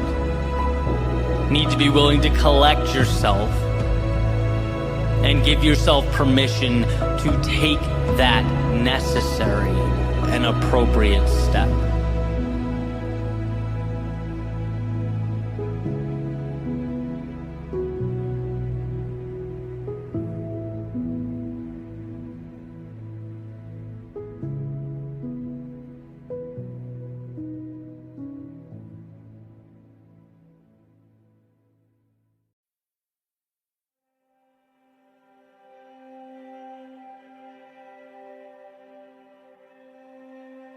A life well lived is a dance between having the strength to walk away and having the courage to go all in. It's juggling the idea that absolutely nothing matters and the idea that every second is a blessing beyond which I'm capable of even explaining or articulating. Nothing matters, so live without limits or constraints, like you're on a once-in-a-lifetime journey. But everything matters, so know that every second along the way is perfect, a building block, a microcosm of the universe resting in the palm of your hand. And I think about this push-pull from time to time. I play with the idea that nothing matters when I need courage, when I need to convince myself to be a little bolder, reinforce the understanding that there is no pressure here. Life can only give what I'm willing to carve out. And as that clock ticks away in the background, what do I have to lose? As Mark Twain put it, it's the things we don't do that we come to regret. And then on the other side, when I need a little discipline, I play with the idea that the little things are everything. After all, two things can be true at once, and the details matter a lot. For me, getting up 2 hours earlier does make a difference. That pushing a little harder will add up. The little things become everything. And painting that portrait that had been tucked away in my imagination, well, that's done one very real, very tangible brushstroke at a time. It's participating in that dance between nothing and everything, the real and the imaginary. But for the time being, let's leave those very important little things and focus on the divine big things. Those nothings that with some vision and concentrated effort become some things. I have a friend that says to me all the time, nothing matters. And not in a nihilistic, throw your hands up and stay inside until the end of time type way. But in a way that poses the question, why wouldn't you risk it all? Nothing matters. Why wouldn't you risk seeing how far you could push, how long you could run, how much you could become? Because maybe, just maybe, this whole thing isn't as serious as we'd like to think it is. And instead of feeling confined and scared, what if you felt alive, blessed to even be here? And I think realizing that we build these imaginary boxes around ourselves and live within them is a huge step. That awareness that we spend so much time reaching out for things that will save us, when in reality we simply need to set ourselves free. We need to open the gates, build bridges to the infinite opportunity that surrounds us. And when I think about this, a feeling that still comes to mind, feeling I had after 2K tests in college. Those of you that have been on the rowing machines, I'm sure you get it. But if not, picture a feeling similar to an all-out sprint for roughly 6 or 7 minutes, depending on when you cross the line. And when it was over, after I'd finished picking myself up, I would just sit in the hallway, cherish the feeling of being done. Right after pushing my body to its maximum, I'd appreciate the nothingness, the same nothingness that I'd never pay attention to at all otherwise. But in that moment, it was everything. What a gift. As you regain your composure, as your heart rate comes back down to earth, to just be still. And I still love that feeling after physical exertion, the reminder to just be thankful for a moment of serenity, a reminder that life can and will inflict upon us these periods of absolute chaos, of turbulence. And often they're very necessary. They harden us, they shape us, but they also remind us to appreciate their absence. Same thing goes, and a lot of you, I'm sure, will be able to relate to this, for something like a headache or a migraine. You know, when they come and go in my life, it's like the second a brutal headache dissipates, that nothingness is the greatest gift I could ever imagine. The absence of pain, infinitely more valuable than any tangible acquisition. And I think in those moments, we get a glimpse of the world in its purest, simplest form, where all the nuance and detail we worry about doesn't matter much. Because look at what we have. Look how much surrounds us when we position ourselves to notice, when we simply pay attention. Tolstoy said, "If then I were asked for the most important advice I could give, that which I consider to be the most useful to the men of our century, I should simply say, in the name of God, stop a moment. Cease your work. Look around you." An incredible reminder to never forget where we are or what we were given. To remember that by breathing in the air around us, we have, in a sense, already won. And I love this because for a brief moment in time, it swings that pendulum to the nothing matters side of life. When you're living a miracle, why sweat the small stuff? And I can ask myself, why do I get so worked up? It's no big deal. Why not take the risk? What's the worst case? That I fail and have to backtrack as a now more informed and knowledgeable person? Why not stand in the face of my fears? The upside is consistently enticing. It consistently rewards. Look around and see what life has provided. How dare we waste it? And with that said, I'd also be remiss not to include this little caveat. You know, I'm careful with the words "nothing matters." Because even though in the context I've been using it for years, it's a positive, empowering thing. It's my reminder to push boundaries. I can also see how it begs the question, well, if nothing matters, why should I care? And so let's reframe. Because it's not that nothing matters, it's that nothing outside the scope of your worldview matters. It's the acquisition of freedom, addition by the subtraction of all those externalities we let hold us back. Because you know as well as I do, it's not really the externalities that shackle you.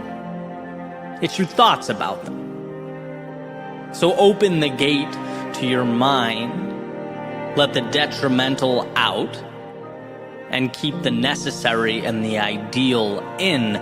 Nothing matters if it doesn't align with your values and your destination.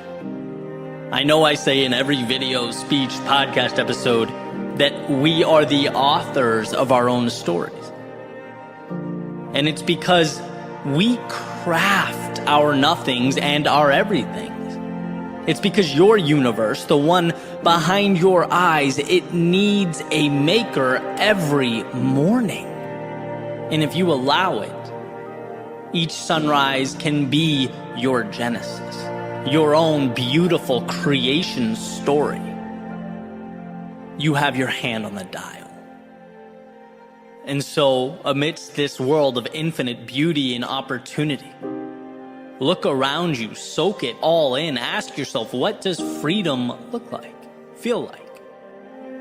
Because you were put here to pursue that. And outside of those parameters, I believe that nothing matters. So why not live like it? Dream like it. Use the little thing in front of you to build the big things that have not yet arrived. Walk away when it's misaligned and go all in when you know in your soul it's right. There is everything to gain and nothing to lose.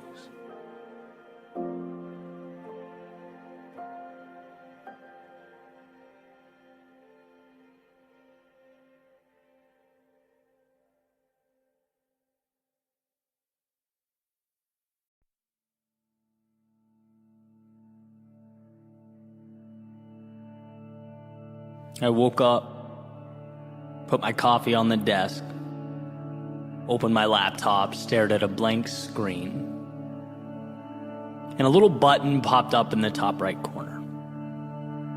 Check for updates. Nope. Ask me again later. Why? Why not now? I don't know. I don't necessarily care about the improvements. I guess it's just inconvenient. It can wait. And that's kind of it. Let's face it, the laptop doesn't matter. The update in this scenario is not important. But bear with me, because I think what it stands for, and when you apply it to the big picture, does matter. Our proclivity to take less because less is convenient. Our predisposition to sell ourselves short because it's safer to leave so much of ourselves on the shelf. Because, well, things don't break when they're on the shelf. But you can't be both flawless and live your life. Because life comes with wear and tear. The value is the experience. And a flawless existence is void of experience, of stories, of adventure. There's a little parable about two seeds being planted. And one of them just wants to grow, wants to feel what the sun is like, wants to see how high she can get, experience the breeze, the cool air. And so she grew. And sure, she dealt with hard days. She had her difficult times, but ultimately grew to live her best life. The other seed worried. Worried about leaving her home, the world that was the ground around her, worried about damaging her roots, worried about what could be waiting for her in the dark, about the sun being too hot and the breeze too strong. And ultimately stayed right where she was, playing it safe until one morning a chicken came wandering by and ate the seed off the ground. And see, this spells out a few things. One, we can, at any moment, decide to step into that next level, evolve into that next chapter. But also, not doing so comes with a cost. Sometimes a hidden cost. There's a tendency to think that preserving the status quo, because it's safe, is valuable. But understand something, you are not a collector's item. You weren't made for preservation, you were made for growth. To expand, to reach out towards the heavens and feel that sun, that breeze. And sure, upgrading means vulnerability. It means accepting that the unknown is bigger than you, but also contains within it everything you need. Whether it was people, things, money, resources, I used to think like that seed, right? How can I hold on to what I have? Contain, play small. I can't lose this. I've come too far. I've worked too hard. What if everything goes wrong? I can't upgrade now. Maybe later. Maybe someday when the time is right. When it won't hurt or require that I step outside of this little world I've created. But guess what? Growth always asks of us that we leave the comfort of now. It always offers us the world in exchange for the courage to see the unseen and trust ourselves to bring it to life. And when I realized this, I saw how the act of trying to perpetually maintain the status quo is debilitating. It's looking at life through a lens of scarcity. It's only when you start to grasp how abundant life is that you realize by simply stepping into that person you are destined to be, you'll attract what matters. Some things will go, and you'll leave them behind. But those things no longer serve you. They played their part, they added their value, and are now merely stepping stones as you move to something greater, and that's just it. Sometimes living means wishing you did things differently, looking back and acknowledging that you need to be better. Sometimes living means losing the wrong people in your life to make space for the right ones. Sometimes it means spending days, months, even years wandering down the wrong path so that you can get a glimpse, so that you can realize what the right path looks like. Sometimes it means no reward, no validation until that compounding finally takes place. Finally, you see just how powerful those small steps were and will always be.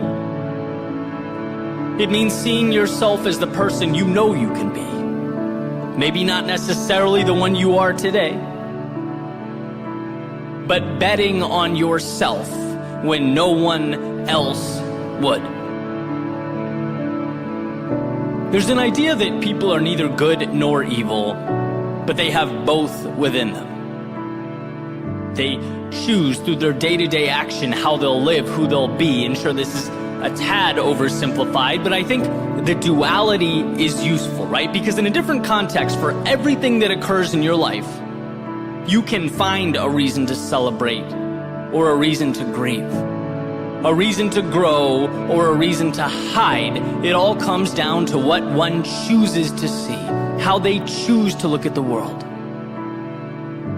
I'll never forget when Peterson talked about curtains, right, with tears or holes in them, same world on the other side, but the opening that you choose to look through paints an entirely different picture, right, contributes to an entirely different understanding. And look, I'm a pragmatist, I just am. I'd never ask people to close their eyes and pretend everything's perfect, to wander down the path before you expecting everything to be easy. No, but what I am saying is that the path before you is where you'll uncover the meaning in life, and meaning requires that we are from time to time uncomfortable. To go where we most want to go, we must leave something behind. And the reality is that while it's scary, while it can be alarming and even painful, it is always worth it. That what's on the other side is what makes life worth living. I want you to know That you don't need to be walking into the same rooms, talking to the same people, doing the same things. No, not if you've outgrown that reality. Not if you're ready for the next chapter. So let's make a pact to view life not as an obligation, but as an opportunity. Something challenging but beautiful, mysterious but plentiful. Let's view the challenges along the way not as something going wrong or some kind of alarm, but rather an indication that you are doing something right. That you're stepping into the controlled chaos of your day-to-day, finding the courage to meet new people, try new things, take risks, evolve. This is what life is about. And if you can find it within yourself to see it that way, to be grateful for the discomfort that makes its way in and out of our lives, you'll know that you are evolving, reaching towards that sky. Because the danger, as far as I'm concerned, is never what happens along the way. It's what doesn't happen, because we never let ourselves accept what the world had to offer. And so on that note, I think today is the perfect day to upgrade.